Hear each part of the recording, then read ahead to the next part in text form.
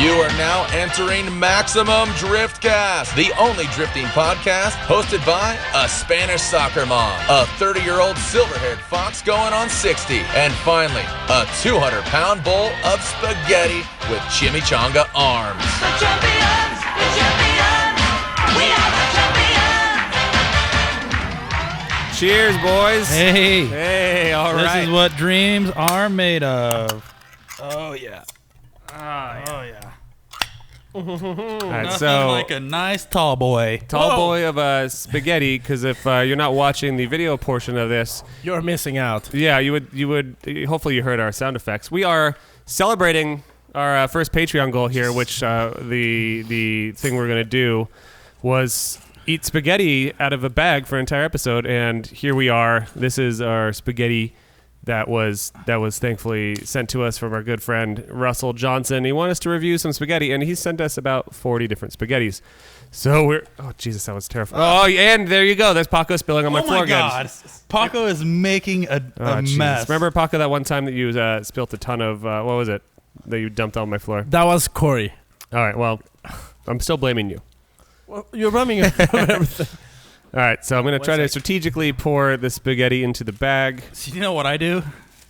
See what I'm doing, Sam? Yep. I call this the... Corey put the Ziploc the as spaghetti a It's called incident. the prophylactic installation. Yep, I'm going to try what he's doing. He put So then he put the you- Ziploc over the top of the can. You and now wrap we're gonna it, and then you turn it. Okay, that's a good move.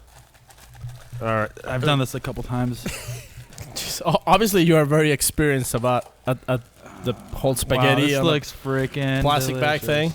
All right, so we are pretty much ready to fire up the show right now. You probably didn't need to hear all that, but we figured that it was a nice way to say, hey, we're all Important. here, because we've been actually needing to do this for months now, but all three of us haven't been together, so... Oh, you're eating it with a spoon? I thought we were like actually eating it from the bag. Hey, man, you do you. right, I mean, I didn't have any straws, otherwise I would have no, done a straw. I'm just gonna bite. I'm gonna bite the corner of the bag and just like squeeze in.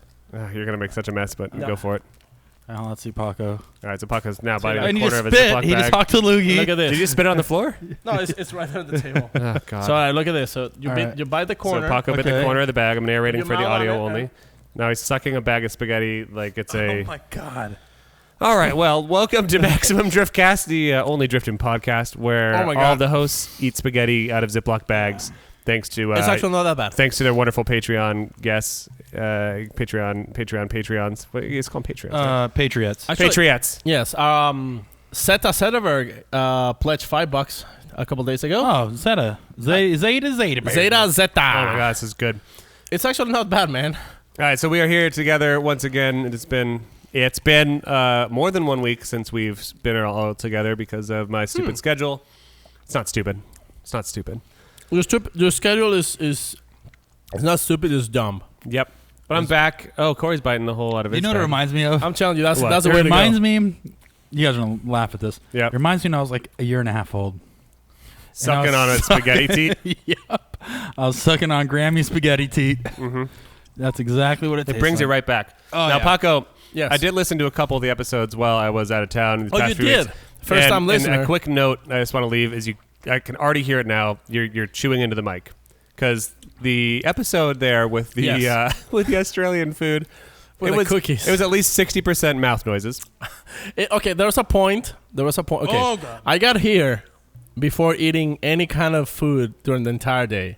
And I got here and I see a big box that our buddy Momin from Australia sent us. Mm-hmm. And there's delicious Tim Tams. That has nothing to do with the volume Yes, of your mouth it noises. does because we're Corey and I are having conversation and I'm like hungry, so I was like, I'm just gonna put my face away from the microphone, and I forgot there's a third microphone in the studio, Yep. which has also has volume on, and I'm just like putting my face away from it, and it's like Oh, yep.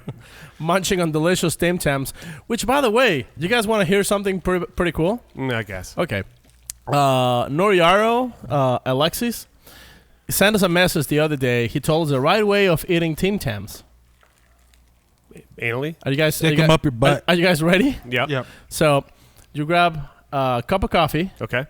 and then you bite a Tim Tams tip off. Yep. Flip around, bite the other tip off. Then you put it in your mouth as like it's a straw. Okay. Dip the other tip on the coffee and then suck. Nope, no more now. That I know it's a fake mouth noise, but you can't. Don't stop. Oh, Jesus. So you suck the hot coffee, through the Tim Tam. What it does is that it kind of like melts the insides of the Tim Tam. Stop. Oh, my God. You got to stop with the mouth noises. Well, you don't have to do mouth noises. And then you bite it, and it's like a glorious melt of flavor explosion. So what does a Japanese guy know about eating Tim Tams? Yep. I think Alex is actually from Australia. New So I'm Zealand. just saying. No, he's from New Zealand. He's from Australia. New Zealanders. It's the same. So what have you guys been doing these past few weeks other than this show without me? That's a great question. Yeah. Corey, weren't you revealing some cars or something? Yeah, this weekend I was. But today I went to Renaissance Festival with my family. Sorry I'm late. But yeah, what about you guys? What did you do today?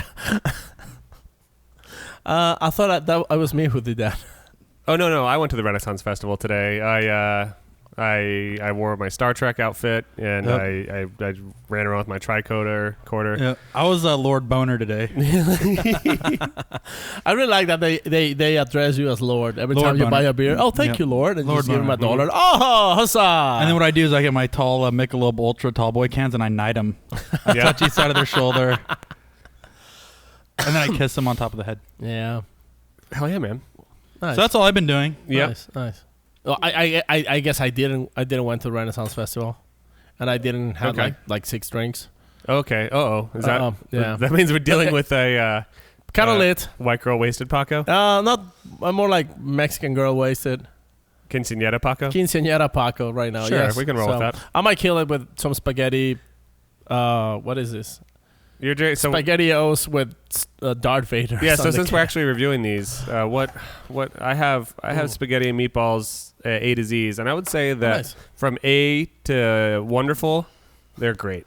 Nice. I have I think I have the same one. I have Healthy Kids entree, spaghetti, meatballs, A to Z as well. So I'm sharing a similar dinner as you, Sam. Yeah, and I'm already the counter in the studio. The studio is covered in pasta sauce. Hey, I got a question. Are you afraid to use a fork to eat through a plastic bag? 'Cause, what if you penetrate the back end? Ooh. Well, Corey, the trick is to enter just as deep as necessary without actually tearing. True. Okay. Yeah, I haven't really done that, but I just for your safety.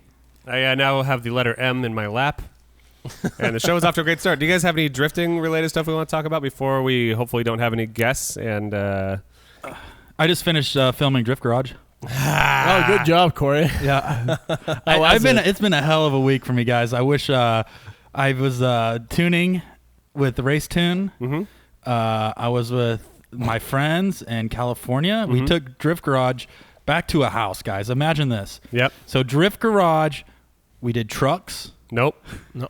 We've done... Oh, in the past, yep. In the past. Okay, come on, Sam. Yeah, I'm there. I've done trucks. Yep. And we built Turex Not So Streetcar. And I was videoing the whole thing on that, too. And then people started complaining, and they said, it's not Drift Garage, it's Drift Trucks. Yeah. So then we had to change it back to Drift Garage. So that's what I've been working on. Hell yeah, man. Whose card you got? Whose card I got? Drift Assholes. Yep. You guy's a real jerk. What did you do, Sam? I looked at my Formula Drift Pro 2 car that I've been building. I looked at it and kind of wished it to be finished. It's still not. I've been getting more sponsors and more money for the car, but I just can't get it finished. So mostly I'm just gonna not be competing this year, even though I've been telling people I am going to. And at most I'm gonna say I'm gonna run 2 rounds, but I might run 1. Probably 1 means none. Yeah. I wish you the best of luck, man. Thank you. Yeah, your hands have been full. Part of me feels like it's not a very smart move, but I'm gonna do it anyways. What's your strategy? My strategy is to bulk up because a lot of the other guys are doing weight reduction. I'm going to add some weight to the front of the car, mostly via the driver's seat, so my butt dyno is more in tune with the car's vibrations. I figure the more I vibrate, the less the car is going to. Right. So if my body is soaking up the resonance, then the car's just going to be smooth. It's like a shock absorber. Smooth as a wet pickle sliding down a slip and slide. Oh, that is huge. Wow. You've been slaving away on that thing. Paco, what about you down in the end there? I designed a livery for a car. Okay. Yeah. And it, I think the internet hates me now Okay. Because the car, I did it on Microsoft Paint. Okay. Nice. Yeah. And my main inspiration was a NASCAR car. Mm-hmm. And so I decided to just pretty much make it look like an 8-bit livery for my boy Pat Gooden. Okay, so we're not at this point. We're just doing a show for people that are in the know of like really deep shit in the show, and so just because let's actually talk about this. So for clarification, there, Corey was just talking about my past few weeks. I was doing Drift Garage. I was talking about Corey and his drift car fun. Now Paco's actually talking about Pat Gooden's livery was released, which apparently broke the internet, and a bunch of people flipped their buns off because they're upset about the arguably poor rendering quality of this. I think the livery is not too bad. It's just NASCAR inspired, but I think that the rendering, rendering itself is like somebody did it on the Nintendo. Well, maybe was that the one that was supposed to be released? It's not like a. Here's the thing. I mean, tell us, Paco. Okay, tell us the thing. I would like to think that it was made in purpose to look like this is a 1984 Monte Carlo Aerobac NASCAR car. That's why the graphics are that very pixelated. Right. So, like I'm saying, Pat got like full inspiration from Cole Trickle. And Dale Earnhardt, not the junior, but senior. Yep. What's the other? Harry Berry and Ricky Bobby. Harry Berry, Ricky Bobby, and what's his name? Bubba Drift. Go ahead. I was thinking of, you inspired your car kind of looking on... Richard Petty. Richard Petty's, yeah, exactly. So that's why the graphics are like that. I mean, it's just natural. That's what you expect. Here's what I think. Let's hear it, Sam. Is that... So I want to do a whole show gag based around this, but now it's too late because the news is already broke. But I wanted to do a show. It's like, all right, we got to talk to... some people have released some huge news, and that news was going to be Daigo Saito's Corvette. And it's like, all right, we got to talk about this guy. Just made a huge release today. It's crazy. Let's get him on the line right now. We don't want to waste another second, and we're going to call Pat Gooden and be like, dude, you got a goat. Because I think that is honestly the most important drifting news that we've seen in years, maybe. For sure. Maybe ever, is that Pat Gooden has a goat with his girlfriend, I imagine, Rhiannon. It's Rhiannon. Rihanna Strayer. Pat Gooden's been dating Rihanna for quite a while.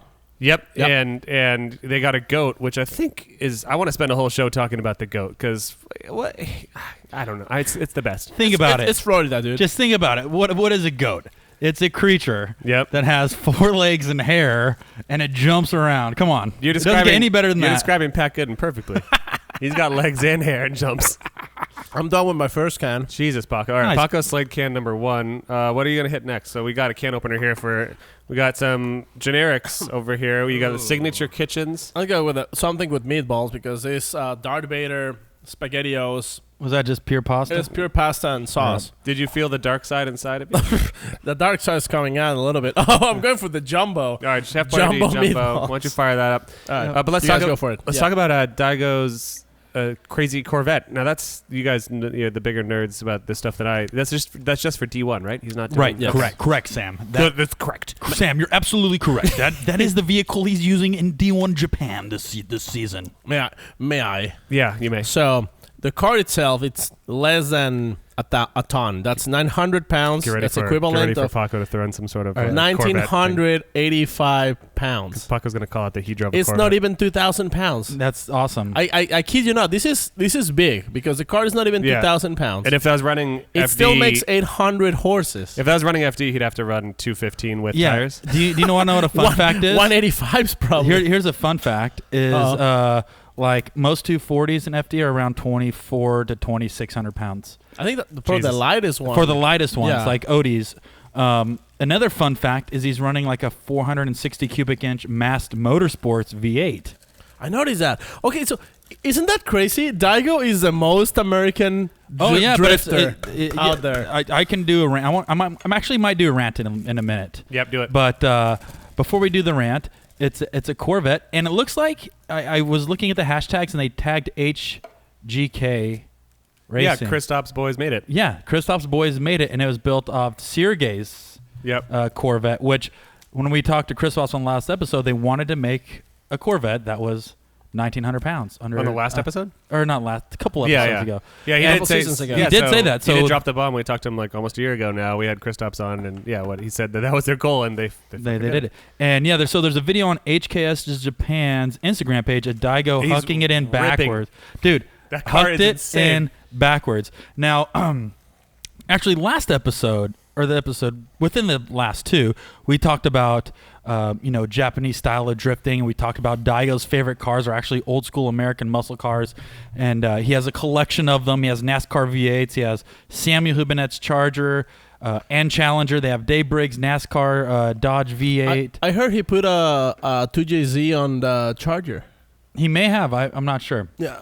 But anyways, we always talk about Japanese styling and D1 and FD's getting ruined because people are doing NASCAR liveries, and it's like, really, at the end of the day, why does it freaking matter? Yeah, people getting bent out of shape about livery. Like, okay, so I had this conversation with my buddy the other day, and it's like, and once again, it was about Pat Gunn's livery, and it's like, these people are complaining about $900 worth of vinyl wrap. Take the vinyl wrap off the car and just look at that engineering piece right there. It's probably one of the most overly engineered 240s on the planet. Yep. And a sticker, a giant sticker, is deterring you away from that car because it's not what you consider styling. Now, hold on, Paco. Yeah. What is styling and what is art? All right, Isn't art in the judgment of the eye of just the... real quick, what is art? What is art? Or what is style? It all goes back to drifting. What is drifting? Drifting is the driver's way of interpretation of styling and fun and wildness and crazy driving, and everybody's styling is different.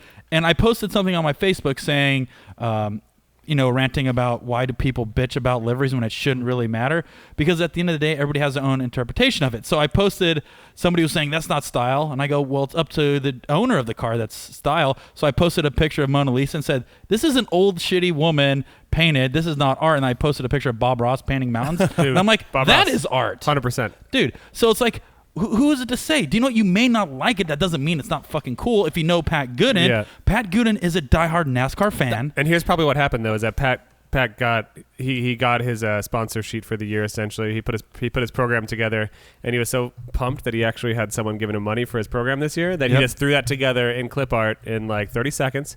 And he was just so down. He thought that everyone would share his excitement, but you ruined it for him. Yep. But yeah, the thing is, like, I mean, the way he presented his livery is what he's being criticized more than the car itself looking like a NASCAR car. Because most people who knows him, they know like he's like a diehard NASCAR, do it for Dale. Corey just knocking out some of our equipment. There you go. Was it Sam? Okay. I don't know. That's good. So everybody knows that it is in purpose. Like the fact that the car looks like a NASCAR from 1980s, that's the whole idea. That's the style. That's his interpretation of style and art. Why does it look like it's made on paint? Who cares? It's just saying like, hey, by the way, this is what it's gonna look like. It doesn't matter if the render it's made. I mean, that's not the final product. He just made available a quick render. Like at the end of the day, what matters is the actual finished product. Yeah, and even then, if it does look like that rendering, who cares? Who cares? I do not care. You can drive around in a 240 with a big old Lincoln log down the side, and if that's what you like, then that's what you like. Dude, if you get did you get a Lincoln Log sponsorship? I would get a this year? Connects and a Lincoln Log sponsor, and I'd run it down the door. Do it. And at the end of the day, I don't care because I'm still doing it and having fun. And if you say that it's not traditional, look at the motorsports over the years, right? Motorcycles were created, cafe racers and things like that. And then it evolved into motorcycles jumping. And people would be like, motorcycles aren't supposed to be jumping. They're supposed to be racing in the salt flat. This is just evolution of sports. This is evolution of sports. And it's like, do you know what? There's still traditional motorcycle racing. There's still traditional Japanese-style drifting. If that's what you like, then go watch that. And go support that. But you don't bash on the other similar motorsports of what it is. Like, I just don't get it. I don't get it. The good thing is that hopefully things never change, and what the way that things look and the way the system is run just needs to never change. Oh, let's see here. Wow. Right in the middle of the rant. This looks like It looks like this is this one of the Ghostbusters calling us? I don't recognize this number. I'm looking for America. Oh, yeah. Is that the right number? Which one? The great one or the not so great? Oh, I've been waiting for this for a long time. Hello, It's late. I'll take either. this is America speaking. What do you want, immigrant? Can you give us all the people that built your country for the last couple of 100 years back, please? Yes, you can have who's Irish? Mel Gibson. That's one. Sigourney Weaver and Paco. Yep, there you can have those three back. I'm pretty sure. Okay, they're not Irish, but okay, we'll take them if they're cheap. So I'm guessing by the sound of your voice that you're Scottish. Now, what can you do for us, Scotland? Why are you calling us up? Well, I'm sitting here and I was thinking that there's nobody awake where I'm from, so maybe in America people would want to talk to me about drifting. Oh, well, we would love to. That's actually, you caught us at a really terrible time. We're actually eating SpaghettiOs out of Ziploc bags because this is what Americans do on a Sunday evening. Now, do you guys have spaghetti in Scotland, or you just do potatoes in a bag? Mostly potatoes, but in the last couple of years we've had some influx of foreign food. So yeah, SpaghettiOs are one of the delicacies here at the moment. But See, we can. The good news is that it doesn't matter how divided we are. Right. We can all come together on the finer things. Like SpaghettiOs spaghetti in a is bag. just joining the world together. you guys have done a phenomenal job of making our country just as fat. The last couple of So, since we have you here, may I ask who you are and what you do? My name is Dave Egan, and I currently own a company that runs the Irish and the British Drift Championships. Oh man! Oh, both. Yeah, Paco, come on, dude. What a coincidence. We just had St. Patrick's Day this weekend, and I'm even wearing my Guinness shirt. Wow! And I'm drunk. And we have a national holiday worldwide where people are allowed to get drunk and proclaim their connection to a small island in the west of Europe. So we're proud of that. Yeah, and everyone's Irish on St. Patrick's Day, except if you're too drunk, except if you are making a fool of yourself, except if you're throwing up out of the backseat of your Lyft or Uber. No, especially, I mean, that's definitely celebrating it correctly. So I would say there are more Irish people. If you're falling out of taxis and that kind of stuff, you're definitely repping Ireland perfectly. What is St. Paddy's Day actually like in Ireland? I would say a small nuclear fallout of alcohol would be a good adjective to use. It's pretty crazy, but it's a fun day, and I think it's great here because it's celebrated all over the world, which is very random considering like St. Patrick is famous for getting the snakes out of Ireland, questionably whether there were any snakes there in the first place. Right. So he made a good name for himself spoofing people that he actually did something that was probably impossible. But you know what?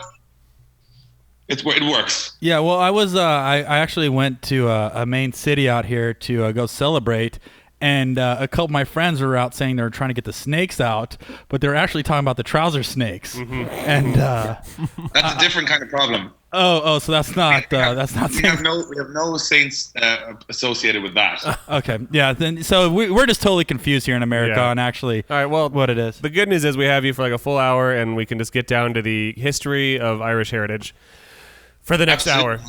I can tell you most of the history of Irish drifting, but the Irish heritage probably would bore a lot of people. I guess. So what about Braveheart? Yeah, that was a different place, but well, no, but there's a guy that says like, where are you from? And he goes, my island, and then they're like, what do you mean? What do you mean? You mean Ireland? He's like, yeah, it's mine.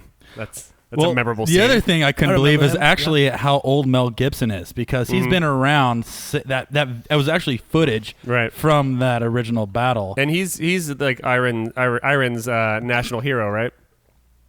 Wait, he's not from Ireland, right? No, but he is. I'm pretty sure he's not from Scotland either, but yeah, he is. Are we talking about the same Mel Gibson? Yeah. I think of Liam Neeson. He's Irish. And I have a very special set of skills. Also, there's one other movie that I love from Ireland. It's the Poon Docking Saints, and what that is it's a really really hardcore porno, and it's we're pretty proud of that one. Yeah, and that one it's very Irish. It's very graphic. Yeah, that's almost that's probably number 2 on my list. My favorite all time is the Leprechaun. Yep. That's my favorite. Is that still popular out there? That's in very Scotland? racist. That was never popular here. We're all ass backwards. Yeah, it's just a stereotype in a film for Listen, Americans. You just said film, and I'm going to have to drop that for now. But even though I want to bring that up, because apparently you and Paco have a lot in common. But so you said you don't know about Irish heritage, but you do know about Irish drifting, which it just so happens that I imagine that there's fans of the show that don't want to hear any more about spaghetti or films. So what's up with Irish drifting? Yeah, well, Irish drifting it's pretty good at the moment. It's been going through sort of a good period for a couple of years, and it's been, for me, it's been kind of a crazy journey of sort of starting off not knowing a whole lot about drifting 6 years ago, and now it's my full-time job, and I have like a full team, and it's what we do every day, and we have an office in the middle of a racetrack, and it's pretty cool, and it's now considered in Ireland one of the most popular sports in the country, not just motorsports, but it's crazy. Now, did you start the IDC, or did you just kind of take over the helm from someone else? No, it's like I could say it's a very funny story how I actually ended up in this situation, because it wasn't. I'll be the judge of that. Master plan. I was in college and just doing like, a stupid college course, just picking anything and going and partying and having fun. And I was trying to get some money together, so I was DJing in Dublin, and then I also was working part-time for a tuning shop. And I didn't know anything about cars. I still pretty much don't know anything about what's up? But so I kind of spoofed my way a little bit, or pretended to know a little bit more than I did, and then that was pretty cool. And then after a while, drifting had been going in Ireland since 2000, and I think it's 2003 maybe, and it was started by a guy called Graham McNamara, who is Darren McNamara's brother. What? I don't know that. Or D-Mac, who was in Formula Drift. Wow. And he started. It was going a long time, and I had no idea what it was or anything about it. This is about 6 years ago, and then randomly, through a mutual friend, they were looking for a commentator for what would essentially be like a feeder, like a Pro 2 of IDC, which was called Pro Drift at the time. And I was like, okay, I can talk because I DJ and I know very little about cars and very little about drifting, but I'll do a day. I'll put it on my list of things that I've done and tried, and I've never done any commentating, anything like that before.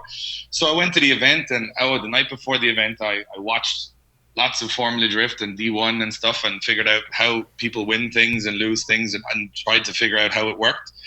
I went to the event and I just did some commentary, and they thought it was cool. So I thought I was just there for the day, but then I ended up doing like all of the events, all of the shows, all of the demos, all the big stuff in Ireland. And then Graham, who owned the championship, he decided to, it was too cold here and it rained all the time. So he was like, I'm going to go to Dubai and start up some drift championship and some drift stuff there. And he said, look, there's an opening if you want to do it. So I had no idea what I was doing, but I just said, okay, I really love the sport. I thought it was amazing. So I was like, it's pretty cool. And I put all my pennies from my jar together, and I took over the series 3 years ago. Wow. And just kind of sort of rambled my way through it and put a lot of passion and time in. And it's been quite successful ever since. And we did a lot of crazy stuff with bringing a lot of people in internationally and building some pretty big events in Ireland. And then last year, the owners of the British Drift Championship, who had been doing it sort of part-time, like this is drifting here, while it seems quite professional, it's still quite grassroots. I was the only full-time person at drifting.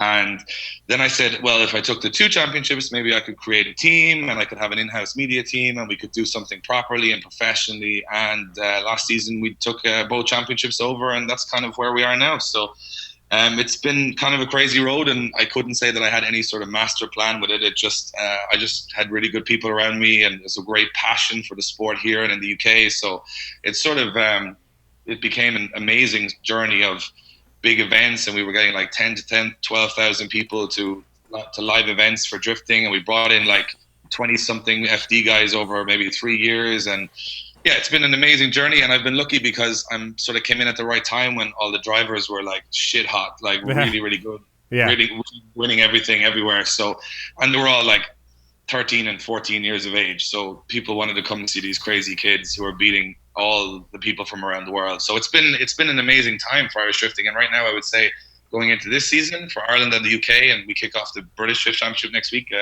It's very strong. Everything's very strong here, so it's been cool. It's as I said, it's been I've been lucky. I've been lucky in kind of landing myself in this position and sort of keeping the thing going for a while. So the luck of the luck of the Luck of the Irish. The luck of the Scottish. Well, yeah, there it is. I was trying to figure out what the pun or the insult was there, but Top of the evening. top of the evening to the Irish. Well, that's really cool. I definitely want to get to the recent exposure you guys got on Speed Hunters about the somewhat drastic rule stuff that you're implementing this year, at least drastic in comparison to like American Formula Drift.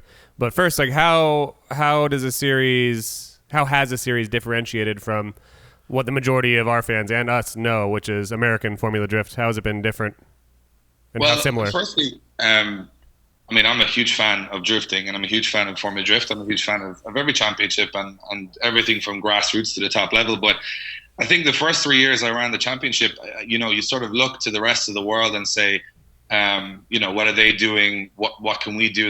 We were sort of catching up. We were sort of saying, okay, let's try and do something as good as all these other championships.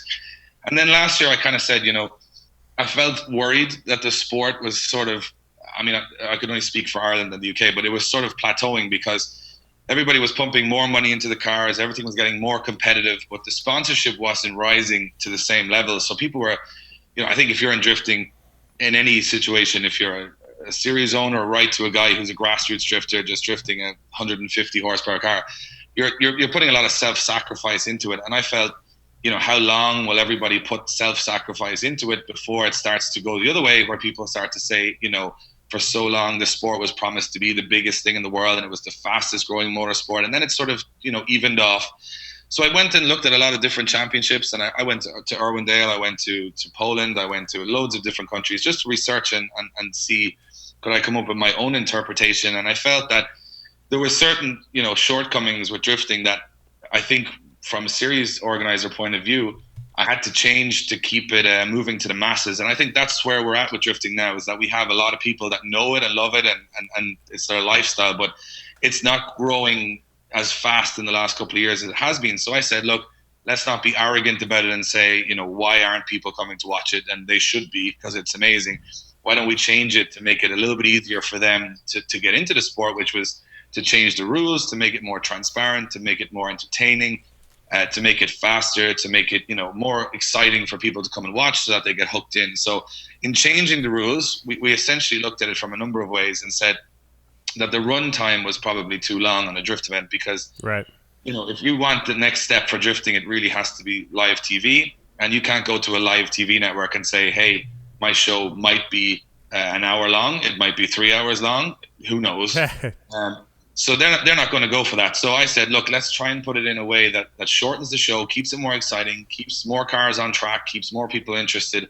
And that was just sort of shorten down all of the things that sort of delayed a drift event. So for one, we created a new start line system. So there's no more false starts, because that obviously delays the show when there's false starts. So now we have a system where instead of cars starting beside each other, they start one behind each other. So the lead car has to go straight and he goes through a chicane, but the chase car can shoot the minute the lead car gets out of his way.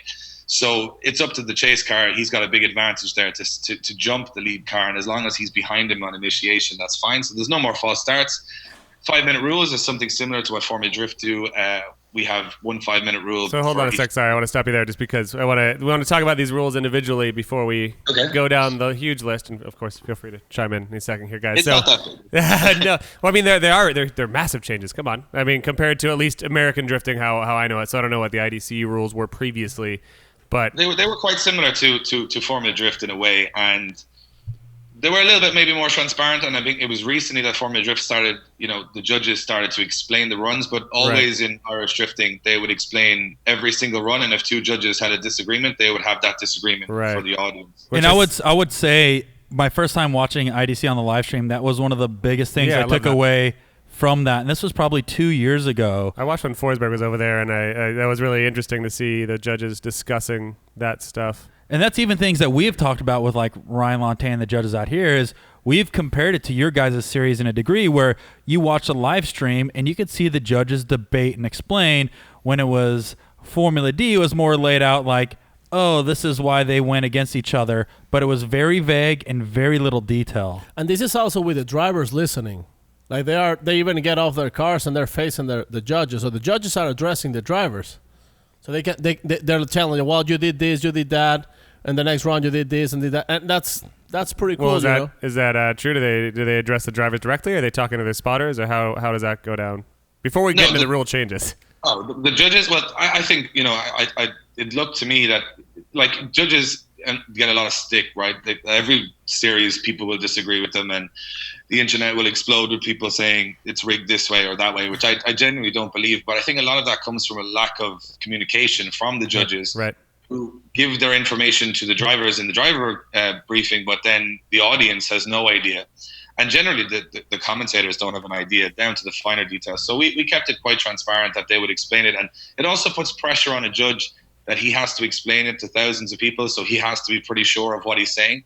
So he can't just press a button and say, that's the way it was. So we always had that rule. And I think it stopped a lot of people thinking, a guy might say that's bullshit, but then if he hears the explanation, he's generally like, okay, I see his point. So, but the drivers are physically in front of the judges after the run, or are they on an earpiece, or how do they hear? Oh, the drivers themselves don't. Well, they can hear it back through the PA at the event. Okay. It's usually loud enough for them to hear it, and they can also watch. That we have a big screen there, so they obviously when they stop at the end of a run, they can look at the big screen. They can hear what's been said. So they're informed at the time. But the most important thing was to inform the audience, because drifting isn't like any other motorsport, as you know. Like you don't just start and finish, and like whoever's the fastest guy wins. For a new person to walk in the gate of a drift event, there's quite a lot to take in, and the more you explain that throughout the event, I think it sort of draws them in more to be more personally involved, I think. For sure, yeah. It's something we've always championed on this show, at least in Formula Drift, probably because they listened to us and they thought we were right. No, but I mean, organically they came up with... They knew the direction the sport was going, and now they have Lontaine in the announcer's box. Yeah, and he's really good. He's made a huge difference. Yeah, it has made a huge difference. So your judges they're just mic'd up, and everything they say is heard. Do they have private conversations, or is it just everything they talk about? They're on a private, they talk away amongst themselves, and then they will, at the end of the run, once the decision is made, we'll ask each judge which way they went.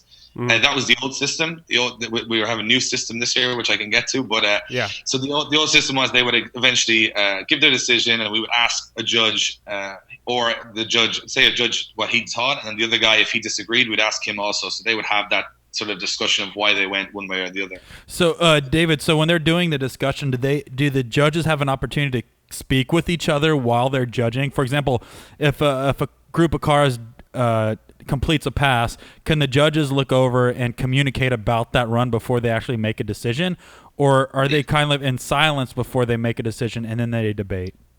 Okay, so the strange thing about our drifting is we have the longest serving drift judge in the world, which is Kieran Hines, and he's been judging since the first event here, so he's judging now like 15 years.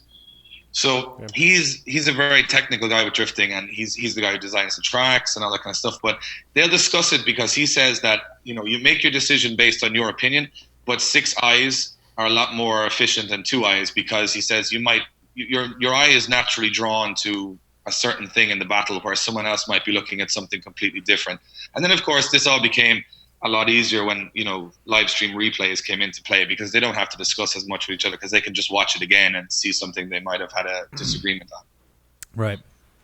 So, I mean, there's we could spend an entire episode talking about that, but let's talk about the changes that you started implementing. So you just mentioned the chicane start, which FD. I'm sorry, I'm going to keep on relaying it back to FD, because again, that's what the majority of what we know is, and the majority of what our fans know. But of course, we recognize that drifting around the world is just as big, if not bigger, and more involved in other countries. But just to keep it rooted. To say FD lead the charge. So right. I mean, any comparison to FD is fine with me. All right, good. Yeah, I just want to make sure that doesn't sound like we're only talking about FD. But so they did their chicane, but the cars still started. Or do start next to each other instead of front and rear. So what happens? You said your series. You said there's no false starts. What happens when someone hits a chicane cone in yours? Okay, so what we've implemented is that would come back to the judging decision. Okay. So for instance, what would happen is our start line marshal would communicate with our track manager in the tower, and he would say the cone was hit or something was hit. And the judges would relate that to the entry of the corner to say, did the driver gain an advantage from that? Or, if a guy hits a cone, but he's still 4 car lengths behind, it's not really making any advantage to him. He may have made a mistake. So they would judge it based on, we have a new scoring system, which I'll get to in a minute, but they would judge it on, they would lose points if they hit something or they hit a cone. So essentially it means that we don't have a battle where you build it up and all the crowd are waiting for these 2 guys to come off the line, and then there's like we go back again. We have to start. That's a good point. Because it's kind of an anticlimax when you're kind of on the edge of your seat, I think. Right, of course. Well, we saw that I think like 3 times in Seattle, either this last year or the year before that. But that was brutal that we restarted like 3 times. Well, like he says, can you imagine hyping up like, this is the run. This is the run. This is all the marbles. Yeah, and then boop, you hit a cone. It's like, shit, I have to rehype it again. Yeah. But then we have to warm the tires again and everything. So it's like 5 minutes before it starts again sometimes. So. Now if the run keeps going, you could still continue that hype saying, we already going in with the deduction. Boom, boom, boom, boom, boom. This needs to be, so it's like you can easily just roll into that, explaining the deduction while under the run. A lot of the times the guys hit the cones, they don't really gain any advantage from it. It's just an error or they lose traction or something. It doesn't really, it's not games as such, it's just a mistake. And they may even back off when they hit the cone and lose the advantage. So, anything can happen. But I think it just means that if we build the battle up, that it's going to happen. And that's where it brings into our next rule, which is every driver must complete a battle on 1 set of tires to completion. Which I think is the biggest rule, which is something that is probably the most controversial discussion, not the most, one of the most controversial discussions we've had on the show is how to limit the horsepower, how to limit where does it stop? Because right now we're actually, of course, at a stopping point because you can't at least get 2 runs with any more power than we're making in America because most of these guys are out of tires usually before the end of their second run. So now you guys are changing that in such a way that there is no one more time. There is a one more run potentially, but you don't get to change tires, right? Yes, and I think this is more relevant. This is not me trying to change drifting in any way. It's just more relevant to our region. And we don't have, in IDC and BDC, we don't have the guys that have mega budgets, and the majority, I would say the best sponsorship deals are probably just a limited amount of free tires. So it's not like these guys are on, big amounts of money or they have huge teams behind them. And that's, important for us not to lose track of. Absolutely. There may be 10 guys that can afford it, but the rest are all going to be at a disadvantage because the other guys are coming with 40 tires and they're coming with 10. Yeah. Well, that's an important perspective that I didn't really consider when I was reading the Speed Hunters article, as I was thinking that IDC was of the same size and stature and horsepower wars and sponsorship as Formula Drift, which of course it is not because there's we kind of fake it till we make it over here. As everyone does. But yeah, I mean, that is one of the bigger problems even in FD, I think, is number 32 on the grid has a fraction of the budget of first 1 through 5 on the grid, let's say, and of course it's hard to fight in those battles when 1, the car is much more prepped, 2, the driver has a lot more time to practice because they can blow through 40 tires in a test weekend. But yeah, I mean, I think that that's a rule that could potentially be utilized here as well as there. But it's nice to hear the actual local reasoning. It evens the grid for us because. Okay, first of all, you can't, I think a lot of people have tried to control with rules and regulations to make things fair. The problem with that is that what we say here is the goalposts are always moving, right? So like you say, right, you can only run a 265 tire, but then some Chinese factory will make that tire ridiculously soft for that particular purpose. Or you could say to someone that they have to have certain power to weight, but then you have to have an immense amount of technicians at an event to be able to accurately, do that, to measure that. Yep. Then also you've got to have a situation where you say, it's power, but every dyno in the world reads completely different, so you can't go to that rule either. So essentially what I decided was that I would lean the championship towards reliability, which would stay people away from massive horsepower, because obviously the higher the horsepower, the more the car breaks, especially when you don't have huge teams like FD guys do. Right. And then also the other aspect of it would be is that if a guy breaks down, he loses championship points. And then also if he goes to a third run, which is a possibility, he can't have, shredded his tires to the wires on the first 2 runs And this even could play into the advantage of a guy with less horsepower who would have technically more grip in the third run. So if you can sort of wait out the battle to that point, he has maybe a certain advantage. Are you worried that, I guess it all depends on how much horsepower your guys are making, but I know here there'd be a huge concern about not even being able to show up to the third battle because your car would already be on slicks. Like, are you worried about, not on slicks, excuse me, just bald completely. Are you worried about that circumstance occurring of these guys that there should be another battle, but both guys are completely ruined on tires, and they're just the one more run will just be boring and crappy, and they'll blow the tires off their car?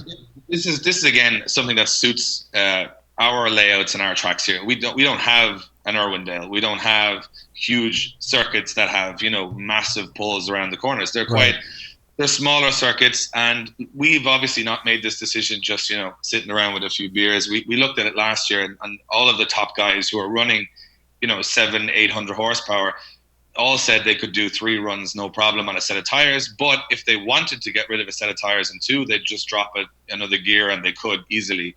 But it just makes them a little cleverer on the way they build the cars. And what we've noticed is actually the top guys here have started to drop the horsepower of the cars for this season to make sure that they're reliable. Right. Which after the Daigo horsepower war, when you showed up with 1,200 and everyone just cranked up the horsepower and all the cars started breaking and tires were being destroyed after one run. But people have been dialing it back. That's the crazy thing about drifting. It just takes one guy to come along and do something crazy, and everyone else feels the need they have to do that, and it puts them in huge financial pressure. Whereas if there's no advantage of going up in power, everybody kind of stays on an even keel. So, here it was getting to that stage where we were seeing cars to come out with 1,000 horsepower. I mean, I'm talking, this country has, 4.5 million people. It has one race circuit in the whole country. Okay. And it has cars that would easily step onto the Formula Drift grid, full sequential, quick change rear ends, 900,000 horsepower cars running 265 semi-slicks. And this was all happening. And I was going, the problem was the only thing funding those cars were the people themselves. So I was like, eventually, this is a false economy. We need to start pulling it back to a realistic, place so that the new guy coming in who may not have all the money in the world has a shot. And it proved, what's crazy about these rules, and I'll get back to them in a moment, but we've actually just done a full championship with them, which is the feeder series for IDC, which is the Irish Amateur Drift Championship. And we ran the exact same rules in that championship. And between the first place guy in that championship and the 10th place guy, there was 800 horsepower in the difference, across the grid. Wow. So the guy that won that championship had 210 horsepower, and there was a 1,000 horsepower car in 5th, I think. And it goes to show that, reliability. The other guy's car kept breaking down. He kept plugging away. He didn't have to call 5-minute rules. He was consistent. It helps on the tracks that we have here aren't as huge tracks or whatever. But it goes to show that it worked a little bit better for some of the sort of lower powered cars to stay in the mix. So full disclosure, when I saw the Speed Hunters article, I was just riding in the back of a van on one of these shoots I was on, and just looking at the internet, and I saw that. I was looking at these rules. I'm like, okay, there's some good ideas here, but I was like, who does this fucker think he is trying to change drifting so drastically?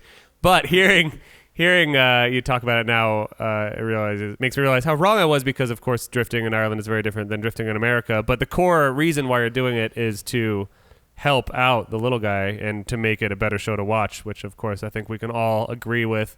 The problem is that every one of them were little guys. Yeah. It was just depending how much debt they were putting themselves in. Yeah, exactly. And you don't want to, of course, every motorsport is pay to play to some degree. I think that's unavoidable.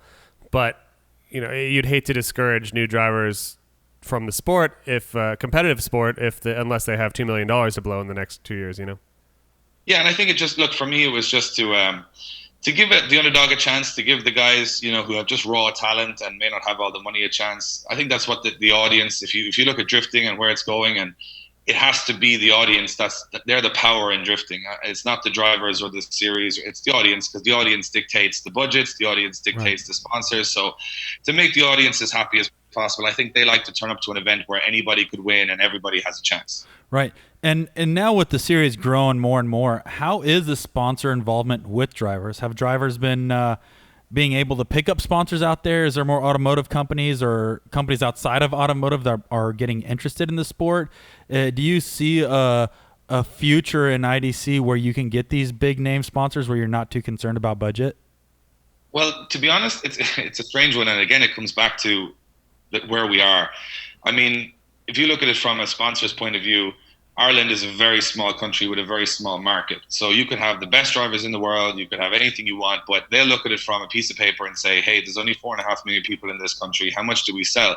So the biggest step for us has been trying to convince, international sponsors that, one year we had like 750,000 views or something on a live stream. And I was like, this is surely the rest of the world watching this, not just people in Ireland. So luckily this year, we've secured a title sponsor from New Zealand, which is Link ECU. And a lot of the drivers have picked up tire deals. I think half of the pro grid now are on tire deals. And let's put that in perspective. There was one driver on a tire deal 3 years ago. Wow. And now we have maybe 16 to 18 guys on tire deals, mostly from, the Chinese companies or the Taiwanese companies who are trying to, obviously sell the tires to the other guys on the grid. But there's a lot of influx in sponsors. It's nowhere near the level of FD. It's nowhere near, budgets at the start of the year. It's still guys just building cars in their sheds, grassroots, building 800 horsepower cars with their dad to come to an event and try and win. And I think that's part of the charm of Irish drifting is that it hasn't really stepped into that corporate level yet, even though on the outside it's quite a polished production. And it's something that you might want, of course. So I shudder when someone says the corporate level because that a lot of people think that's a bad thing.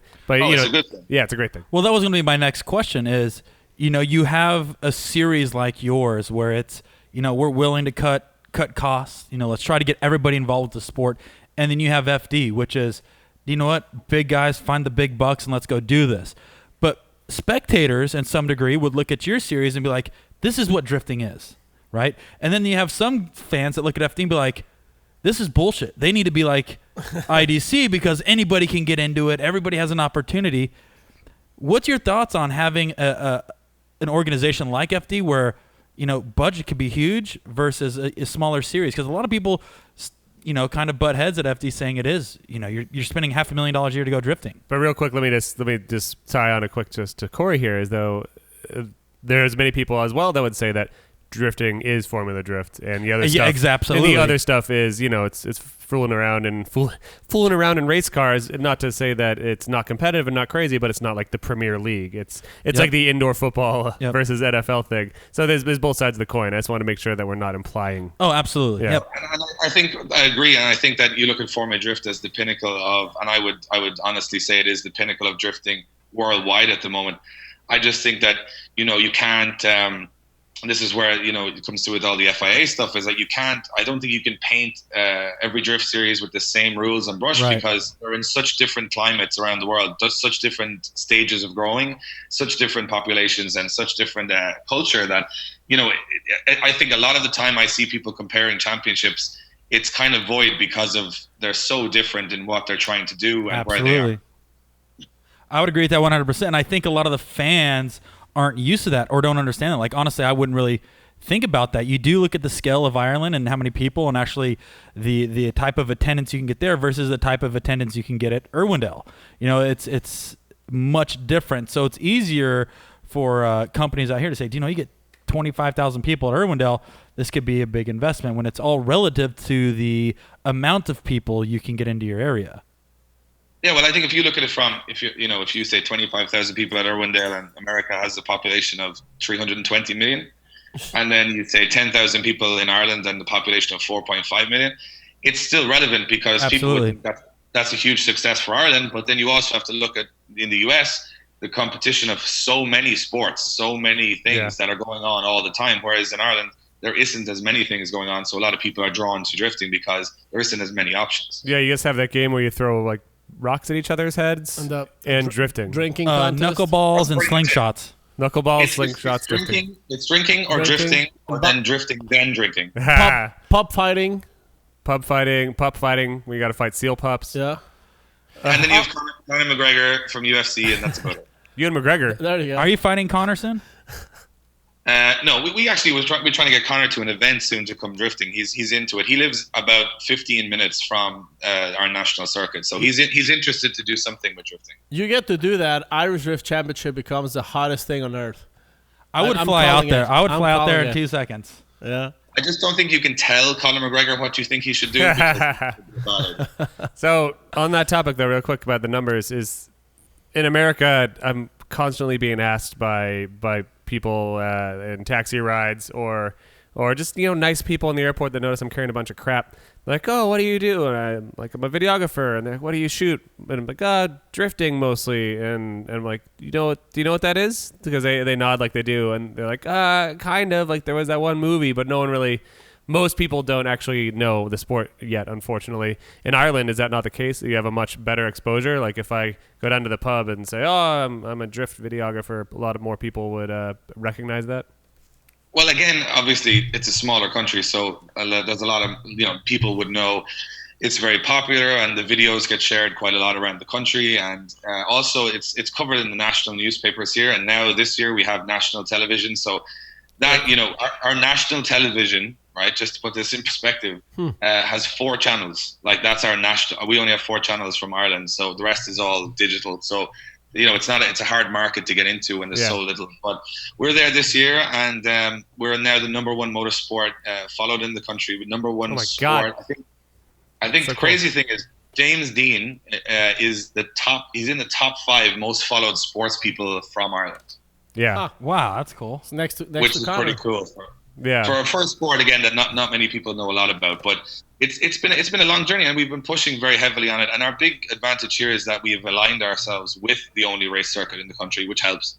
And we have our office there, and they work with us, and they let us do what we want, and they let us, test or do photo shoots or pump the media as much as possible, because obviously we benefit with them when the events are good, and we do a split on the gate with them. And it's pretty positive. The UK scene is very similar to the US scene, because like right now we're trying to push the UK scene higher. And I know it's funny how, the UK has a much, like 70 million people in the UK, and they get less attendance at drifting than Ireland. Huh. But the idea was that I think their championship was trying to be a little bit too maybe professional, and it wasn't as entertainment based, which is something that I always feel drifting should be WWE with cars. That's what I always think. 100%. But unscripted, hopefully. But completely unscripted. Of course. If I get scripted, it would be amazing. But I think we're a long way from that. But I think that the thing for me is that with UK is, again, they had a lot of competition. There's a lot of motorsport in the UK. There's a lot of, there's every Formula One company is there. There's touring car there. There's everything. So you're trying to fight against a lot of motorsports. Where in Ireland, there really is just rallying and drifting that are successful. And I think we were saying last year that if you added every single motorsport, track-based motorsport in Ireland together, multiply them by 2, you would have what drifting is doing. Yeah. Crazy. So it's a different climate, and it's hard to compare it to FD, because FD have, and the other thing is, everybody in Ireland lives 3 hours away from a drift event. So in the US, you got to take flights, and you got to go all the way across the country, and you got to travel for days to get to a drift event, and that's difficult for people, even if they're hardcore fans. They might watch the live stream, but to take 4 days to go watch drifting, people have lives, Yeah. Maybe we don't. But True. I was gonna say, yeah. But maybe in Ireland, everybody lives 3 hours away from each other anyway, so it's just like a normal thing. Yeah. Yeah, it's a very small community. So, and I think people feel part of the community if they're a drift fan in Ireland, because the drivers are very approachable. They're real people. They're from their towns. They're people they see at the weekends. It's a very close-knit community, and I think that's helped it to be almost not like a professional series, but almost like a big club where everybody has fun and comes together and enjoys their cars. That's kind of more what IDC is about. Nice. Do you think you guys have better coverage through the internet and YouTube than by just regular TV, or how? I would think yes. I think the internet, there would be no drifting without the internet. That's the way it is, because it was free to advertise things when everyone had no money in drifting, and probably still don't. But at least if you come up with some cool content, now you can get out there and everyone can watch it. That doesn't happen with TV, and I think drifting is still not massively, I wouldn't say respected, but recognized by, the guys who in control of mainstream media just yet. So you kind of had to find your own way, and I think that's what drifting has done very well. I mean, when Formula Drift did a live stream, look at the popularity it brought. Everyone around the world watches Formula Drift because of their live stream, and they created that themselves. They didn't need permission to do it. They didn't even need to make it as good as it is. So they actually made a phenomenal product that gave them the reputation, I think, which is what we're trying to do the same across the world. Yeah, but you guys were charging for the live stream. I remember like the last time I checked a live stream on IDC, I had to pay. I think it was like $4 or $5. Probably. Yeah, well, last year we went to pay-per-view. It wasn't something that I initially wanted to do, but it is very expensive to run a live stream. Just by free. Yeah, well, I mean, you got to look at it this way. I think drift fans across the world have been very spoiled in the last maybe 10 years because everything you want to watch about drifting or do anything with drifting is free. You don't have to pay for it. Yep. You can watch a live stream. And like as I said, I felt it was ridiculous that, any drift series would put on a live stream and then people would complain about it even though they're not paying any money to watch it. And then they would actually harass the people making the free live stream so they can watch it for free.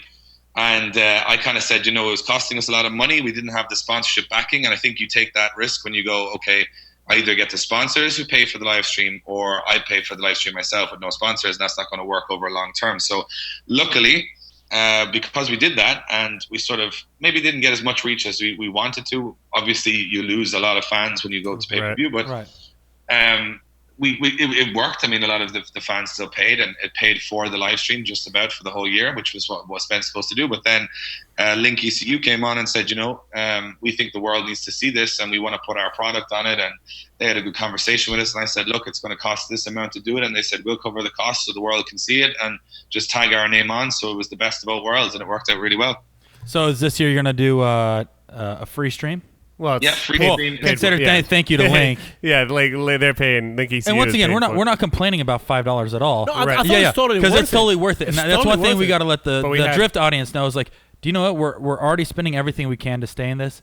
It's a little contribution. That little $5 is what's allowing this. But I think it wasn't the issue of whether fans of IDC would pay or not, because they would. But it's the fact that you don't reach random people that are just on their phone and see it pop up, because absolutely that's your next fan, and you're restricting moving to the next stage. It's easy to go pay-per-view when everybody knows what it is, but when people don't, it almost restricts it. So it wasn't my preferred option. But as I said, this for the next 3 years with the deal we have with Link, we don't have to worry about it anymore. So that's great. We get to just pump it out on Facebook, pump it out on the website, pump it out everywhere, and everyone can watch it and enjoy it. That's the best thing for me. Absolutely. We had a conversation with Jeff Harper, the Formula Drift live stream producer, and we had that discussion of paying versus not paying, and he was under the impression, probably rightfully so in America, because we're a bunch of cheapos, that it wouldn't work. It wouldn't work if we tried to do $5 for FD live stream, which I think anyone that has listened to our show or listened to this episode this far in would happily pay $5 to see Formula Drift live, but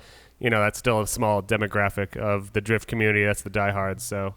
Well, and I don't think Formula Drift would be Formula Drift if it had started with pay-per-view, because people wouldn't have just checked it out, on the chance that they were free for an hour. They just turned it on. Well, so they've created a lot of fans, and it seems to be working for them on the sponsorship end of things. But again, as I said, we struggle with that because of the population size we have. But you know what? It's getting a lot better. We've got some great partners in this year, and things are moving in the right direction. So, I'm glad we don't have to do it. It was always something I didn't want to do. Right. Crazy. I just crazy. No, I mean crazy. In comparison, one of the things that I like about IDC in comparison with Formula Drift, it seems to be there's a little bit more passion. Like the drivers are more. What are you talking about? I think they all seem to be more privateers compared to big sponsor drivers. So everybody seems to have. The big sponsor drivers are the most passionate. Have you met Paco? No, I know. Well, but I'm saying it as in the way it is presented, and by that I mean it. I don't know if you guys saw the IDC video where they pretty much announced this season coming back, and they have like probably their top 5 drivers opening up their own garages, walking up into their beat-up machines from the last year.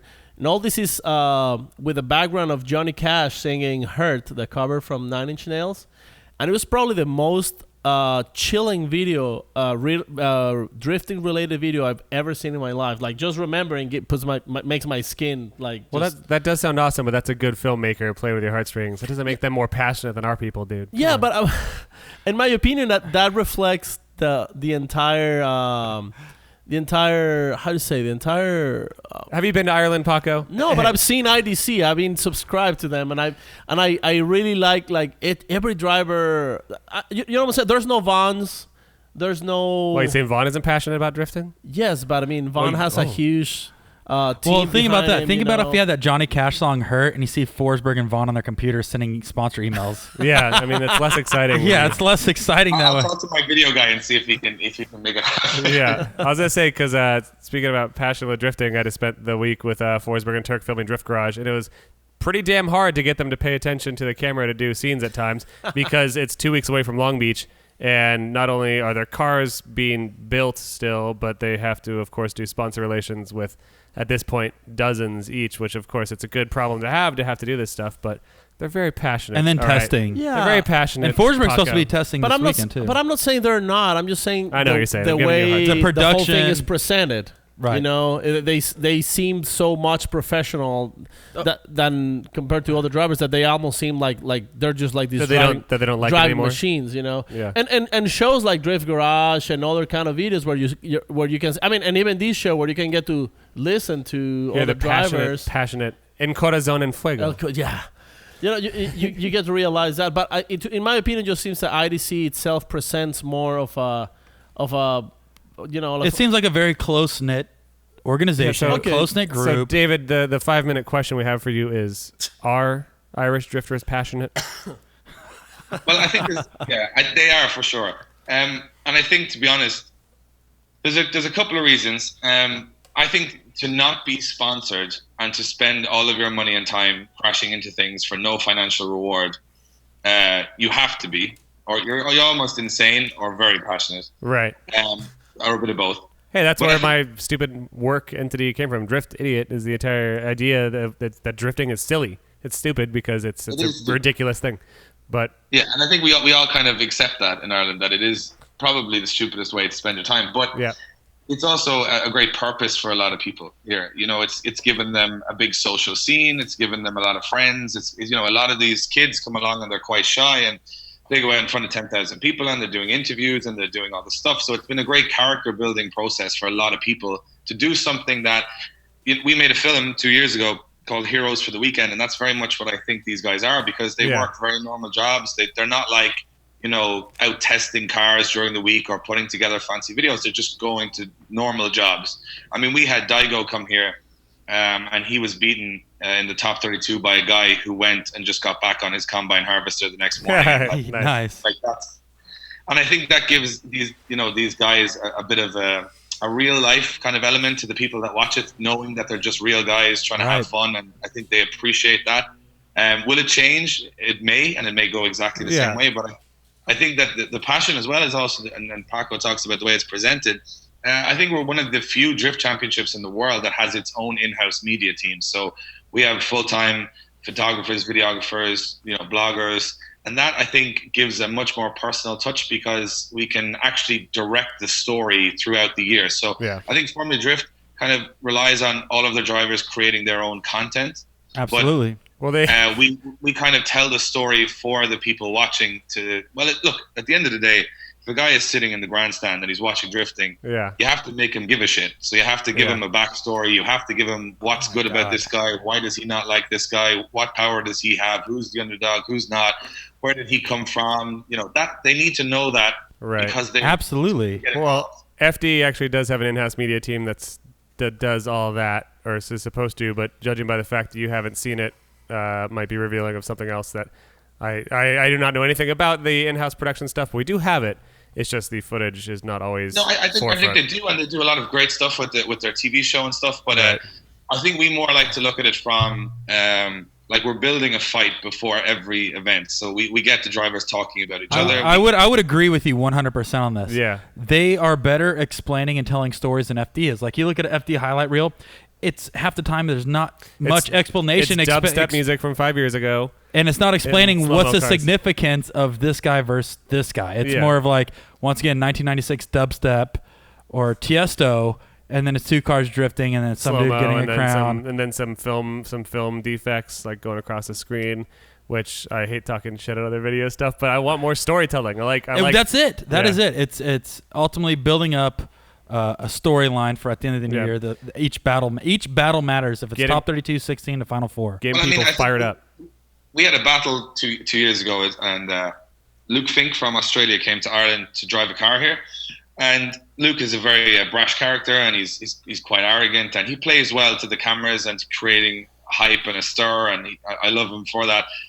And he came and he said he was going to beat everybody. And just to give you some reference on this, we've had, I think it's over 100 international drivers come to challenge the Irish, and in 14 years, not one has ever won in Ireland, ever. Forsberg came close from what I saw. He came the closest of anybody. Yeah, but DMAC Loaned him a broken car. Transmission broke. It was an inside It job. was an inside job. The script. He pressed the button and the thing blew up. And Yeah. Blew up. had the big red button in the tower, and that was it. We just said, no, he's too close now.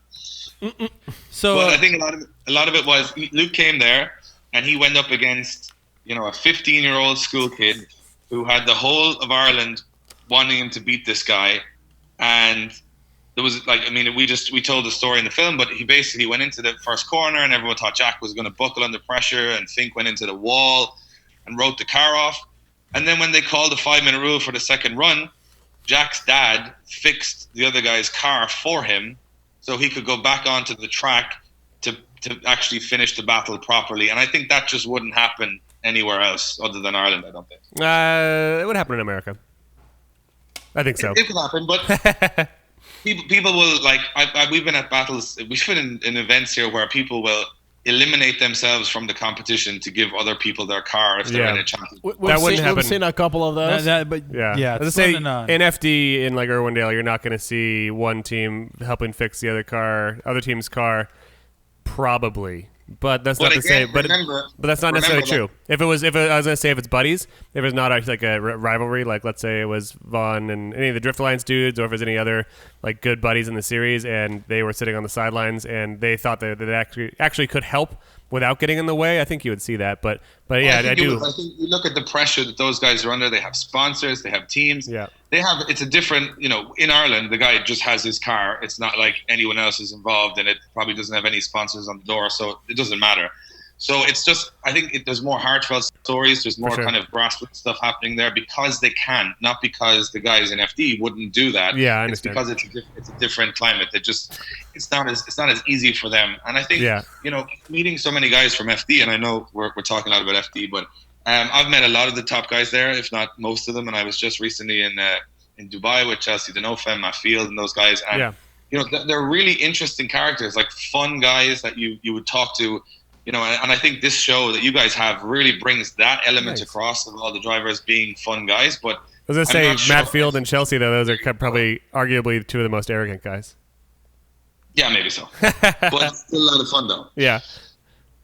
But I think when it comes to that, I think breaking the characters down a little bit more helps the audience or helps the fans to side with a driver. So what you don't want is just the people coming to watch the drifting. Right. You want them to support an individual driver. So if he wins, they're happy, or if he loses, they're pissed off. So you want that.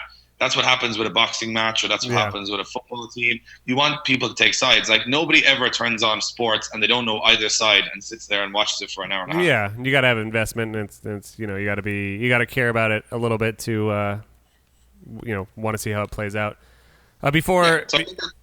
Sorry, as I say, before we get too far off the beaten path of talking about the major rules, obviously we could talk for hours, I think, but I wanted to hit on the major rules of that you're changing around this year, because I think that's still the core essence of the future of drifting. We went on a sidetrack. Yeah, we did, which is wonderful, and we're gonna get sidetracked again, I'm sure, which is not a problem. But okay, so I'm looking at it right now again. Tell me about the points that you are allotting. So the runs are now individually scored, right? Yeah, so we always ran a system where it's a division of 10. So it's an old style. I think it's actually originated in Japan, but I think they've changed to a digital system. But essentially what happens is on a run, you divide 10. So if it's an even run, it's a 5-5. If it's an 8-2 to one guy, 6-4, whatever. You split that 10 as an advantage one way or the other. So each judge will split that. So your maximum you can get, say one guy spins, would be a 30-0 on the first run. So at the end of the first run, the scores come in, and the judges actually explain the first run and lock it in. So they actually say, this is the score from the first run, this is why that happened, and this is essentially happening while the replay is playing of the first run. So then they go back to the start line straight away, and the second run takes place, and then we announce at the end who scores higher, and they go through. Not that revolutionary, but different for IDC. And then the difference that is very revolutionary is the one more run, because if it's a tie, the higher qualifier will choose whether he wants to lead or chase in one run, and that's it, one run, and it cannot be scored a 5-5. So it must be decided. No more one more times, as in one follow, one. Yeah, it's just one and higher that's qualifier, Yep. right? It's just the higher qualifier chooses. And we did this at the amateur championship, and I thought, look, everyone's just going to chase here because that's the easiest thing to do. But it actually comes down to a bit of tactics, because tires and speed. The spotter will say if he's fast or he's slow or he's sketchy, because if you're the chase driver, you have to go to the door to win the battle, and the guy in front might not, or you might make a mistake very quickly in the chase position. So we were seeing it sort of 50-50 on what people were choosing, and the audience were getting very involved because they were shouting at the driver what he should do. Yeah, it's fun.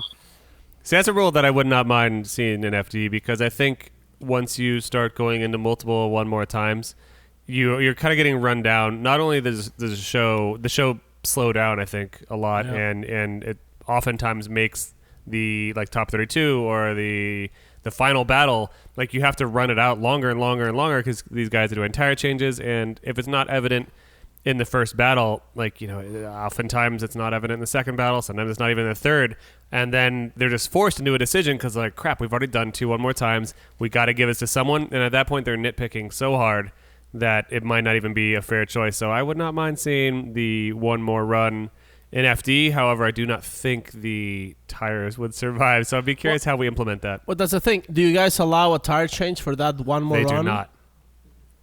No, they must complete it out. The only time they can change tires is if they DB'd a tire during the runs or have a puncture, and that would be a 5-minute rule and lose a championship point on that if they do change it. So it's not. I did notice. They could, but they only have one per event, so they're not going to use it probably. Counts as a timeout, right? Yeah, it counts as a timeout, and it's only if physically the tire has punctured or come off the rim. So that is one of the other rules, and that is the 5-minute rule. Just like FD, you have a 5-minute call out you can do. However, there's a couple caveats to that. One is that it costs you a championship point. Now, in the FD championship, 1 point is not really that relevant for the most part. Is your point system a much tighter, smaller, numerically system? It is, and I mean, a maximum points for an IDC round is 50, and the second place guy gets 45. Okay, so 1 point can be a big make or break. Over a season, and especially if you called 5, it could be the difference in a championship. Right. How many rounds are you guys doing this year? We do 5 rounds of IDC, and we do 6 rounds of the British Drift Championship. So you technically, if you use your 5-minute every round, you can use 5 points. Yeah. And one thing to... It seems like a little bit of difference, but it's more just to deter people doing it for fun. Just for the sake of doing it, just to see if just to drive around and wave at people. I've definitely seen, I can't think of any circumstances directly, but I've definitely seen Formula the Drift 5 minutes being called simply to psych out the other person. Or just to cool down the car and just kill time. 1 to cool down the car, 2 to kill time for yourself, 3 if the other driver is like on a heater and he's like, he's in it, and then you're about to launch and then you call 5, he's got to sit in his hot car for another 5 minutes and it might psych them out. So I would prefer, of course, to see less of that. And that brings another point too, if I read that correctly, is that you cannot call 5 minutes until you have already left the starting line. So you can't just sit there. In other words, your car has to show up to call 5 minutes, right? Basically, when your battle is ready, because this is another thing. The likelihood of us going to a third run is quite small because you've 6 variables in the judges scoring. So like you've 3 judges scoring the first run, 3 judges scoring the second. So we're seeing very unlikely it'll be a one more run. So we actually prepare the next battle while the second run of the battle before it is actually going ahead. So essentially they're called to the line at that point. They cannot call a 5-minute rule unless they've taken off the line. So essentially you'd have to leave the start line to be able to activate the 5-minute rule. Right. So it's essentially only for someone who's damaged their car, broken down, hit a wall, whatever. Not for someone on the start line to just take a chill because to be fair, they have quite a lot of time in between battles to do that, to figure out the car and get it ready. So it's kind of like, that we can't have drivers slowing the show down, because what we've found is we used to run a top 32 format. It would take about 3 hours in total to go through a top 32. And we did the amateur top 32 in about an hour and 20 minutes. Damn. So it's half the time, which is, I think the audience and the fans just want it faster, more cars, more decisions, Right. you know, From a- pumping stuff out as quick as possible.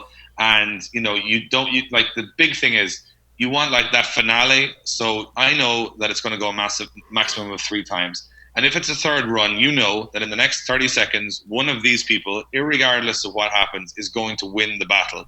So I think that brings an element of tension to the people as well, watching it going, oh, this is going to be awesome because one mistake here and it's all over.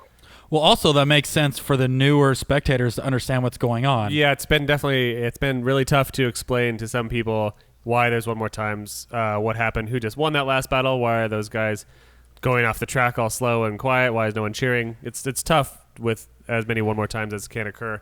But on the other side of the coin, I think too, is that it sucks to be a driver that travels across the great American wasteland of the middle states.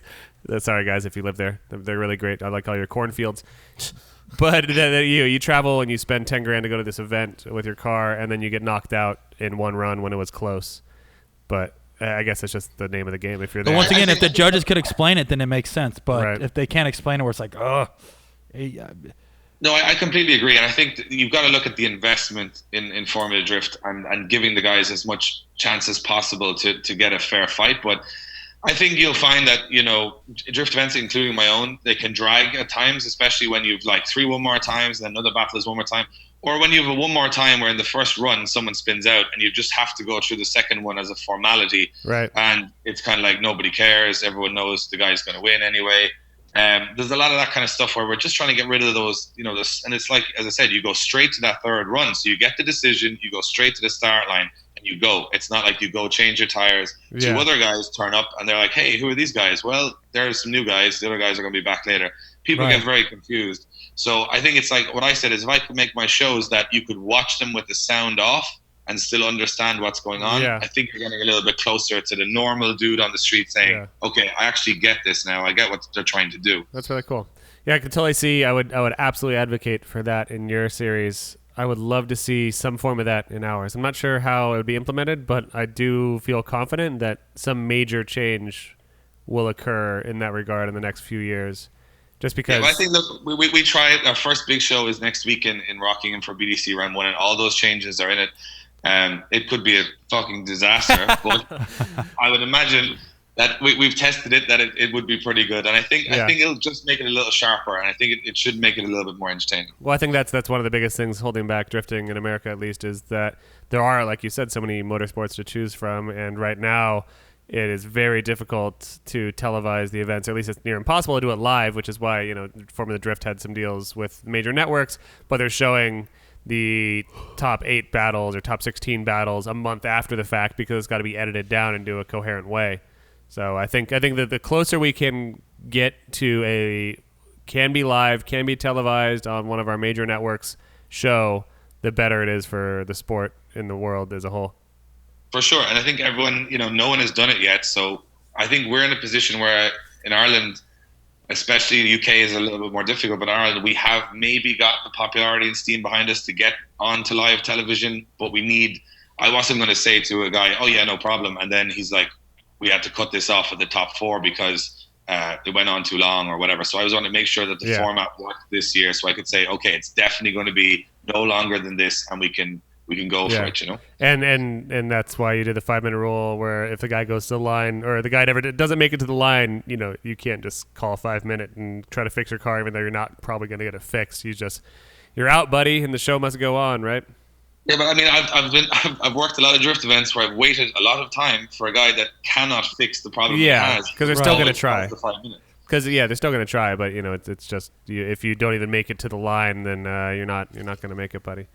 Well, that's good. No, I think it's a little harsher on the drivers, but I think again it comes back to my point of the guys trying to make the cars more reliable, knowing that they haven't got that safety net probably stops them going for just stupid horsepower and as much as they can push the car and say, okay, I'm going to break down quite a bit here, so I need to make the car reliable, which again, you know, evens the playing field a little bit for everybody else. Yeah. Well, like I said previously, I wasn't sure. Just reading the article if I was on board with a lot of these, but now knowing that, one, it's not meant for the world of drifting, it's meant for your specific championship, and it looks like they're all really good things, and two, it gives me hope that we can hopefully implement our own version of these to make American drifting exciting. But if it's a complete fucking disaster, in your words, then at least it's on you, man, and not our wonderful sport here. Well, yeah, well, I mean, I think, look, you've got to take risks, right? Because Right. Oh yeah. I mean, at the end of the day, that's what drifting is. It's about taking risks. If the drivers are going to take the risk of throwing their cars at walls at 80 miles an hour, and if the fans are going to take the risk of driving that they might get stuck in the rain and not, if everyone's taking a risk, I think the series should take a risk too. That it might work or it might, but we haven't evolved massively in the last 5 years drifting globally. So I was like, let's try something new. Maybe it unlocks a little piece more of the puzzle to try and get to mainstream success. Yeah, I agree. And I'm sure Ryan Sage and Jim Law and Lontaine and the rest of the judges here are going to be watching very closely to see hopefully what works and what doesn't. And again, are thankful that you can be the one that makes the decisions, or that I should say you can be the one that makes the wrong choice and the right one, I'm sure. But, I could single-handedly ruin drifting, but at least... At least I give it a shot, because I think if you stand still, you get very complacent. So maybe I think our team are hungry to do some new stuff too. So we got to keep it interesting for ourselves too, and not just come back every year and do the same thing and go through the motions. I think being under pressure with lots of new changes and media and everything and TV and stuff, you get the best from people when they're under pressure. So. I think we're happy we can run a drift event successfully now. Let's try and run one with like 25,000 things thrown in on top of it and see what happens. Well, I wish you the best of luck, and we'll be watching for sure. But let's talk about the Irish boys are sending over to us this year. Well, yeah, it seems like it's been pretty regular that when you get some people on top, you kick them out of your series, like Darren McNamara, Dean Kearney, James Dean, and then Peter Pantyhose. Mm-hmm. They all destroy the series, and then you kick them out, right? Yeah. So why do you get rid of your best? We just needed James to go at some point, because the funny thing is, if this was 3 years ago, I would have been really happy with him leaving, but he sort of leaves at a good time. And I was joking with him because we just did a promo video with him, like a 2-day shoot in Ireland, maybe just before Christmas, and it hasn't been released yet, but he was talking about, this is the best time for him to go because the other people in Ireland are now catching up to him very, very quickly. Like last year, his protege, who he taught how to drift, beat him at the biggest event. And, it's funny, but I think the great thing about James is that this is his dream, to go to Formula Drift. And I think people forget, they look at internet and they see cars and shipping and all this stuff, but this is his dream since he was 16 years of age. He left school to be a professional drifter, and at that time, there was like 200 people turning up to an event in Ireland to watch him, Yeah. So to go through winning 7.5 million events or whatever he's done now at this stage, and 27 European championships and 6,000 whatever, to get there eventually and to get there with the right team and the right stuff, I think it's exactly how he wants it, and I'm totally happy for him to be there and joining Dean and stuff on the grid. It's amazing, It's amazing because Irish people are always very proud of Irish people that do very well, especially when they do something that's very unorthodox. So I think he's going to get a huge amount of respect from Ireland, and everyone's going to be tuning in to watch him. So we all know that James Dean, or if you don't know, you just learned that James Dean is the most winningest Irish drifter of all time, and probably the most winningest European drifter. As I'm sure you guys are buds, and you are, of course, rooting for the home team, but how do you expect him to do in a Formula Drift climate? This is the question. I mean, I've been asked this about 10 times this week already. It's funny, but I would say that of the two drivers that we have there, which is obviously Dean Kearney, or whatever you call it. Carnage. The Carnage. Dean and James are two very different guys, and Dean is probably more experienced on the Formula D level. He's been there for a very long time. He knows how the team work. He knows the panic. He knows the good guys. He knows he's probably got the more inside track than James has. James has built the car. It's amazing. He built the car from a bare shell because they were waiting on parts to come from Poland for his teammate, Peter Wojciech, who's also flying out with him to compete. They were waiting on parts. They built the car in this shed, which is not like, it's an amazing place for work getting done, but it doesn't look amazing. It's quite humble. Dean M Sport, which is his brother's company, they built that car in 6 days from a bare shell to a running car. And then James couldn't wait any more time to get the car to Poland. So he drove the car to Poland himself to get the parts that were coming from Poland. So it seems like a very, there was a lot of panic there. And I would worry just on the car level of how it's a new car. They tested it. It seems okay. But I think the only thing that's going to stop James Dean is probably the top 5 guys in FD and his own car. That's my honest opinion. Which I was spending the last week with Forsberg and Turk, and I asked Forsberg what he honestly thought, and he said that he would not be surprised to see James in the top 5 and almost certainly in the top 10, which is pretty cool to hear. It's funny you mentioned Forsberg, because I think that's my fight. The two drivers I think are so similar are James Dean and Chris Forsberg. It's that level of their 80% is your 110%. Right. So like they're just kind of playing. They're like a cat playing with a mouse at times, just doing enough to win the battle, and that's the sign of an amazing driver, that they can pull back from the edge a little bit and still be on the podium. And I think James, the great thing about James is he's had so much experience, across the world. I mean, he's a Guinness Book of World Records holder for the longest tandem in history. He's, all these European championships, from crazy tracks where there were road circuits to street circuits to ovals to, he's done it all. And I think he brings a lot more experience to him. I know he's only, 25, 26 or whatever, but he brings a lot of experience of events. He was probably doing, 23, 24 competitive events last year, where a lot of FD guys were doing, 10, 11? I mean, competitive. Maybe. Most were doing 7 or 8 competitive, and then some got to go out of the country and do like 10, maybe. I think, and the thing is, he's created a huge amount of hype from Europe about FD this year, where everyone wants to watch it, because he's relatable, because he's been in everybody's country here across Europe, so they all know who he is. And I think the wild card will definitely be his teammate, Piotr Wiańczek, who is one of the craziest drivers I've ever watched. And I think he's either going to win everything or he's going to crash into things, but he's one of the most entertaining guys to watch. I think there hasn't been a lot made about him, and I think he's going to surprise a lot of people this year. I was going to ask, so he's a Polish drifter? Yeah, he's the Polish guy. He's a part of the team that James drove for in Poland last year, Budmat. And those guys invest a lot of money in cars, and they invest a lot. They do it properly. So I think he's going to be very interesting to watch. And I think European drifting has caught up with US drifting a lot in the last 5 years. So I think the playing field is probably a lot more even than people think. Yeah, no, I definitely believe that is the case. Do you guys want to get to some hot Instagram questions? So if you've listened to our show before, this is the best part of the show, where the internet just asks the brightest and the most informed questions of you. Well, I noticed David's Instagram. You don't really use it very often, do you? The problem is with social media, we have maybe 8 we have a lot of different products here, which not just championships, but we do academies and shows and Matsuris and festivals and everything. So we have so much social media going on every day that I just don't care about my own that much sometimes, because I know how that is. It's just trying to keep everything else pumping. It's exhausting. But yeah, I don't use it that much, but I'm going to get into it a little bit more this year, I think. Corey, you want to fire this thing off? Let's. I just booted mine up. If you guys, Paco, or if you have one yet, let me. Paco's texting his mom. What do you got? Let's see here. I'm ready. I got Go one. for it. Fire it off. All right. Well, as I said, the toughest questions and the most informed you might ever hear. See, Jules of Proper Line says, if you could have boobs, what cup size would you be?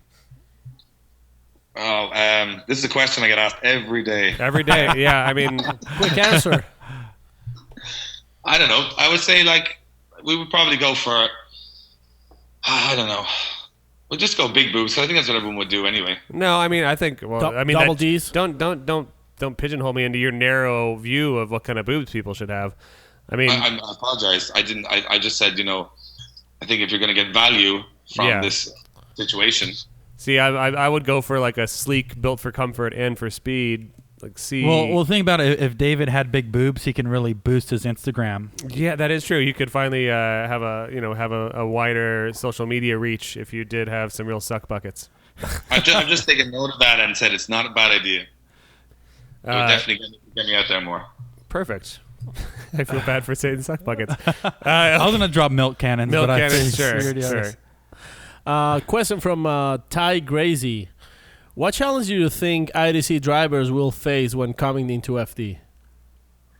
Well, I think that the biggest challenge is the flights, because it's like I presume I was listening to your show with Robin Nishida. Like, people forget that flying over and back constantly can take a toll. But you know what? I think IDC guys have been through the works here enough that I don't think the problems they'll have probably is just the teams and everything's a lot bigger, and they might get a little overwhelmed with, you got to remember that these guys have dreamed about going there for years, and then they get there and it's a lot of pressure and everybody's asking, are they going to be as amazing as everybody thinks they are?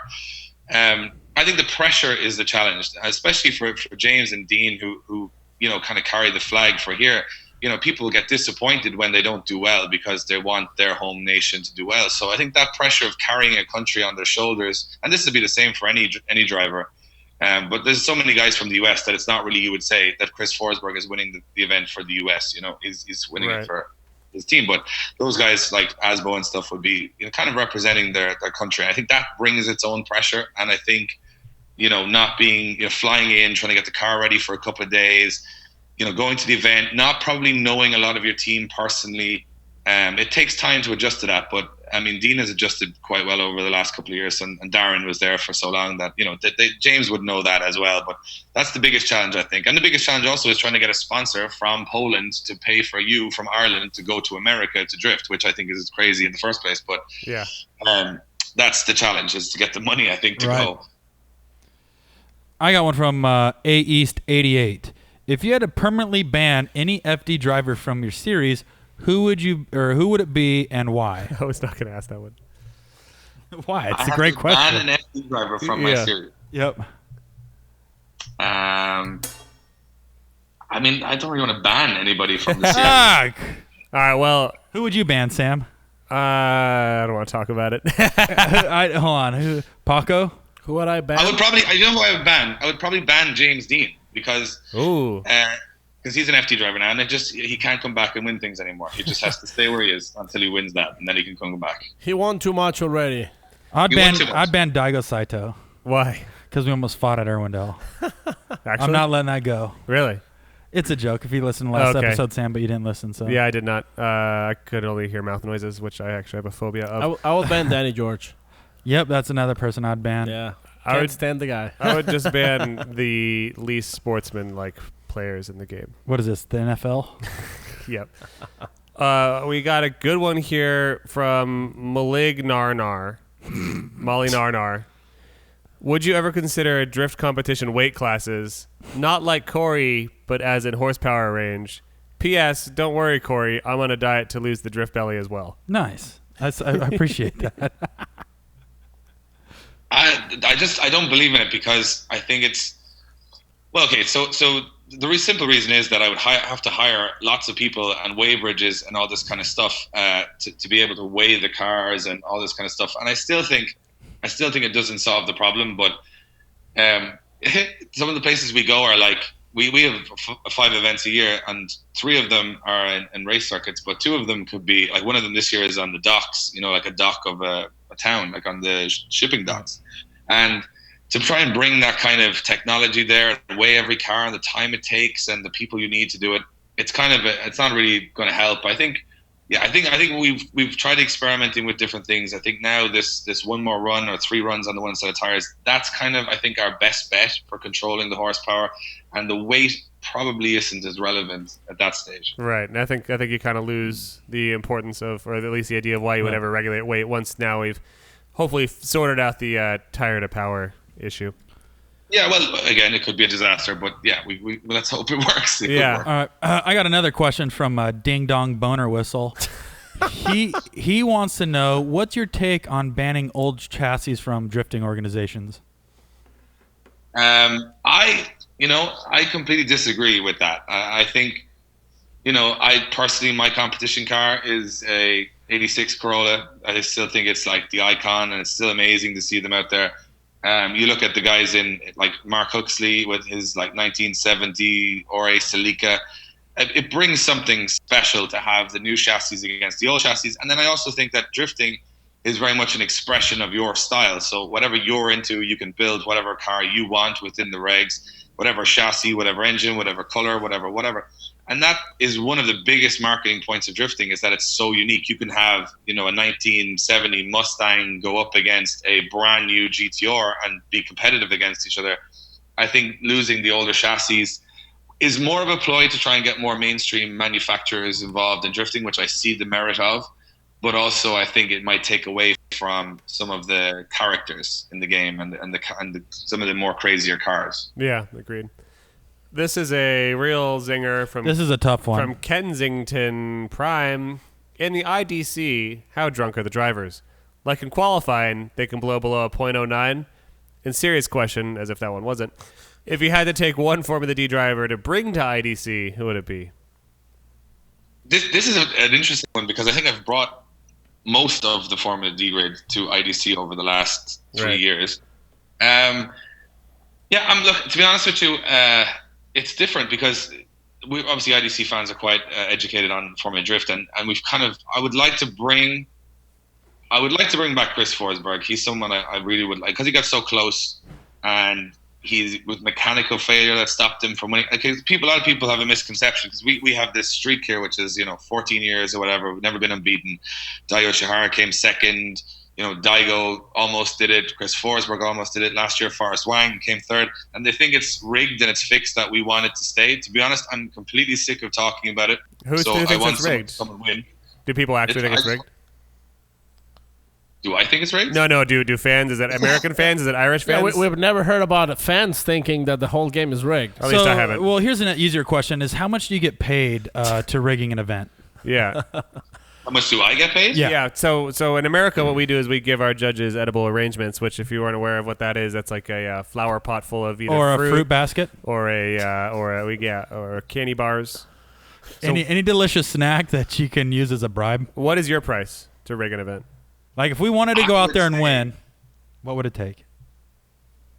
Do you know what? It would take very little now because I'm so tired of talking about Irish people winning and all. I think if someone beats it, it's more interesting. So I would just, anybody who comes out here and does half well, I would just let them win. Yeah, so just open invite. Everybody who wants to win IDC, just show up. We'll give you like a 160 horsepower BMW, and we'll pretend it's really fast and get everyone to drive really slow, and you can win. I propose what you should do to let people win is have them come over in a really well set up car.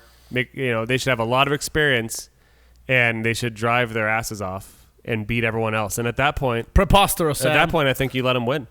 Right. That could be. That's a good.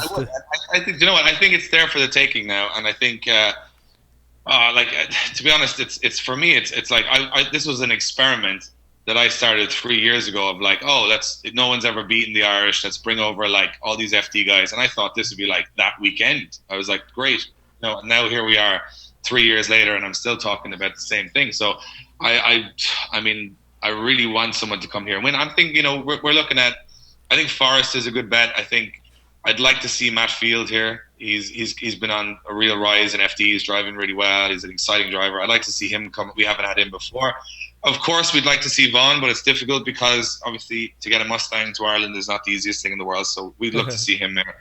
And Freddie, but Freddie's been like 3 times and he didn't win. So I'd like someone new to come and take it down. Yeah, get some new blood. I'd love to see a crazy kid like Honadell out there, or one of those guys that are new blood at least to the sport here, and see if they can finally take down your rigged system. Yeah, and I mean, the thing is, it's like double or nothing now. It's like we keep building it up, and last year, like we do events with Drift All Stars here. Like 16 drivers from 16 countries came to Ireland last year, and still 2 Irish guys in the final. It was just, and the judges were even like split European, not Ireland. So I was like, good God, when will it end? So you could say that it's even Dublin or nothing. Yeah. Yeah, so nice, Sam. I'm back on the show. There's some dad jokes for you. Thank you very And that much. was some YouTube background. Hey-o. For it. All right, well, that wraps up that questions. We could talk to you for hours on more drift stuff, and we really appreciate you staying up all damn night. Yeah, what time is it there, by the way? It is 2:45 in the morning. Jesus. Nice.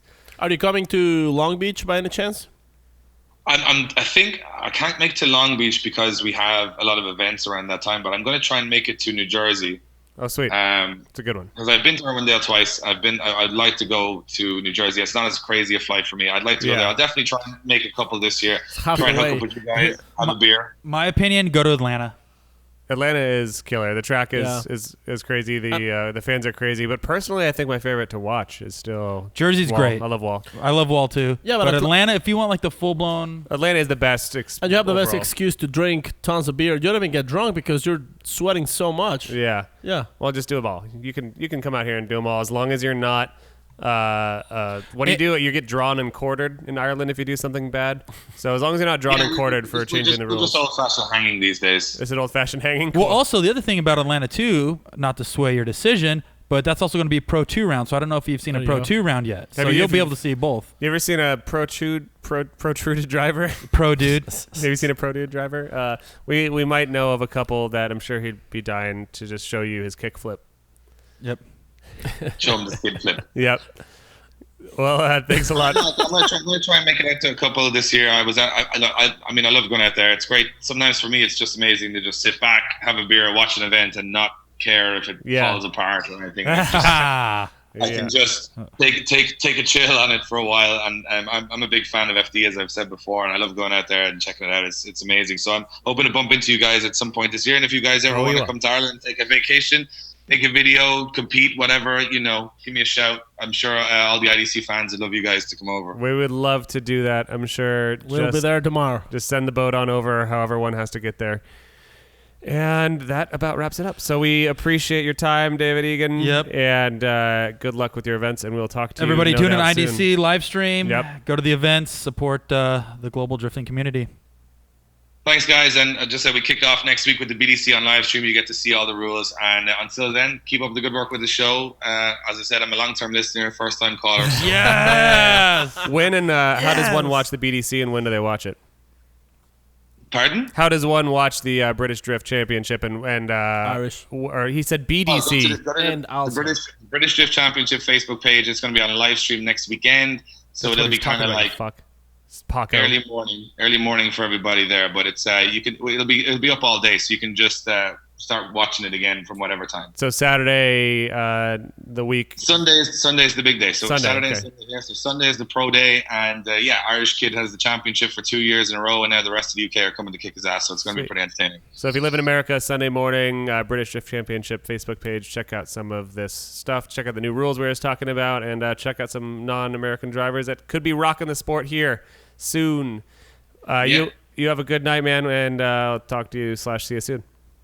Awesome, guys. Talk to you soon. Thanks for having me on. See you, Later. boss. Night, bot. Wait, did you say good night, butt? Yeah, I said good night, but no, I was just super pumped to talk to David Egan from the Ghostbusters. Yeah, so I didn't want to bring this up, but I'm pretty sure that he'd been sliming me this whole time. He was just dropping some hard slime bombs on me, sliming. And I'm also pretty confused between the James Dean and the Dean The Kearney's, Dean James Dean. and he with said the- like Dean this and Dean that, but then Dean drives a Corvette and Dean is coming to America. I just got confused. Can the Irish just kind of like decide if Dean is going to be a first name or a last name? Well, everyone in Ireland is a dean in their own right. That's what it is. You got Dean Bean, Dinger Dean, Dinger Daniel Diener, Dana Dion. Dinger Deanda. Oh, I know that one. Yep. Yep. Well, okay. Hopefully we'll solve that. Do you sometime know, Corey? Are you a fan of the Irish announcer Dinger Deanda? Ding Dong Dienda. Yeah, the Irish. Yeah, guy. I've heard of him. He's really good. His, the thing that really bothers me though about him is his vocal pitches when he announces. Yeah. It's very high. Yeah, it goes high and low. Here goes Ding. Here goes. They're going. Oh, hello, nurse. Here they come. Whoa, doctor. Whoa. You know what's crazy? The first time I saw an IDC live stream, Egan was Egon. He was he's a voice of IDC as well, Right. And for a moment, I thought it was Jared. It sounded very similar, Really? just with a slight Irish accent.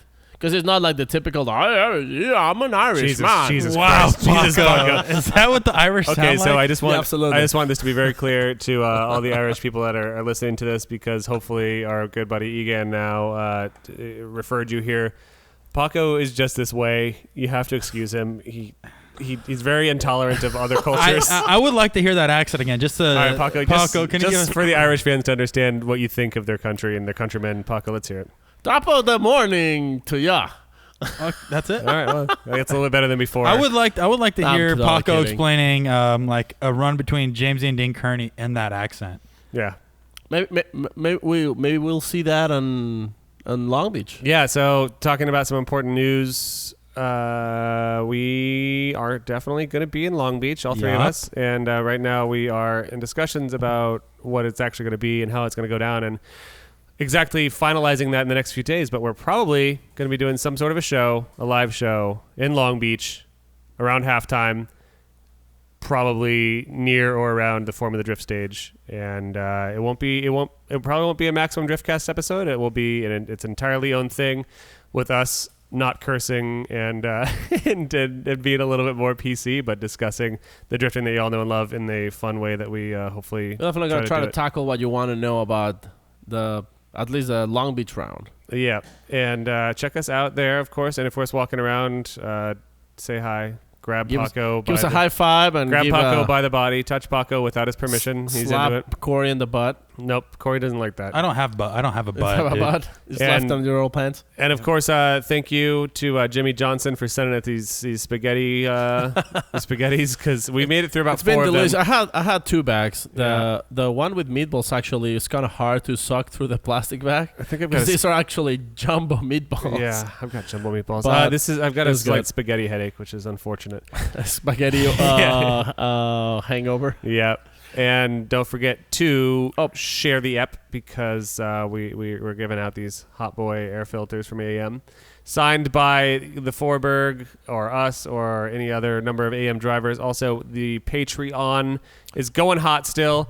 And thank you to everyone that has become patrons in the past, and also The people who has hold given on, a- Paco, you Paco, gotta- you can't just interrupt You Sam can't on his just You interrupt seem buzzer. that you're going somewhere else. No, I'm not going somewhere else, Where are you going? bud. I see your phone in front of me with the Okay. names, and we're going to say thank you to all of our good friends here in a second, Paco. But if you don't mind, I just want to say You thanks. sound like Jared the Ding Dong announcer from EDC Now, if you right now. don't mind, I just want to say thank you for helping us reach our first goal, which is why we ate the spaghetti. The spaghetti out of the bag for so delicious. Yeah, so that was our first goal. We appreciate it. We're going to be sending out the rewards for those month-long Patreoners for a while now, and whoever the guy is that keeps on doing like $50 and then change it to $3 the next day and going back up, that's hilarious. But stop. Patreoners or Patreoners? Patreoner, yeah. Well, we should call them something. The Patreoners. All right, so we, as one of the deals we have, is we personally thank y'alls who These are the people who have pledged $5 or more. have we thanked them in the past verbally? We had. Yeah, a we few did of them. I just we don't know exactly Yeah, well, all let's of just them. go on the list. But so we have a couple guys who are like literally giving us Big dongers. their paycheck Yep. every episode. So for that, we're going to thank you, Yep, hit it, Paco. Mr. Start. Marcus Swinney. Knock him out. Gary. It's Mig. Gary. Mick Jagger. All right, and then let's go on the list of Paco or Sam hit of our like good 5 buddies. of them. Yeah, Knock for us sure. off 5. We have Luis, the toe man Thomas. He's the number one Toe wrestler. toe wrestler in the West Coast. Brian Beck, the spec. He's a very small guy. He's lived in a wall. For, He was on Honey, I Shrunk the Kids. He's on Honey, I Shrunk My Kids, and they're already tiny kids, and he shrunk them again. Wow, so he's a spec. Yep. Nate Sprinks. We all know about him. We don't even He's need to the say- Sphinx. Yeah, he sits there. He looks like a cat. Don't need to know anything else about that. And we got Louis Roman, which is strange because he's actually heir to the Ramen Noodles Foundation. He's loaded. But his last name was misspelled there, I'm sure. Where, It's supposed so to be where were Louis you Roman. at, Sam? Show me where. This Roman Ramen. All right, hope you so didn't we touch have Scott Davis. Oh, we the know Davester. he was the third baseman for the Diamondbacks. Yeah. Okay. We have Scan Gauge. That's must be something cool. No, Scan Gauge is the guy's middle name. Danny Scan Gauge O'Houlihan. So we have Michael. Michael. We have Michael Storkin Sorkin. Yep. He's back. Oh, you mean the baby carrier? Yeah. He brings. Storkman. He delivers all the specs. Yep. Sean De La Tom Cruise. Mm-hmm. Wait. I've seen all what's his these deal? movies. What's that? What's his deal? Well, he used to be the announcer for IDC until David Egan took over. And they only know the only form of fighting they have there is chicken fighting, which is. We have Jeremy Piles Hiles. And what is he piling these days? I saw him back in the day when he only piled up quarters. Yeah, now he's on to Sausage Links. Sausage Links, sure. Yep. And then we have Nate Leonard Skinner. Ooh. Yeah. Hit songs. That guy's got so much skin. It's weird. Then we have Moman Hugsby Salamander. Yeah. Which we've been know getting. about We've been Moman. getting his disgustingly delicious candy. Yeah, from Australia. which by the way, I've been eating these Tim Tams at my desk while working this past weekend. Well, thanks here. for sharing, Sam. Well, you guys already broke into them, and I figured that you didn't. Your eat this girlfriend Tim took Tam. an entire pack for herself. Yeah, that's not. Then we strange. got Daniel Castillo, FRS Anthony. Hold on, wait. What about their stories? Well, Daniel Castillo is buddies with FRS Anthony. Well, we still have to see what I still want to know what he's about. So, Danny the Castle Man Castillo, he lives in a castle high in the clouds, Under the sea. Under the sea. Paco, you know FRS Anthony? That stands for frontal rear suspension. front to rear suspension, because this guy's loaded up. He got a coilover mod on his body at the hospital, Right. so he's coiled up.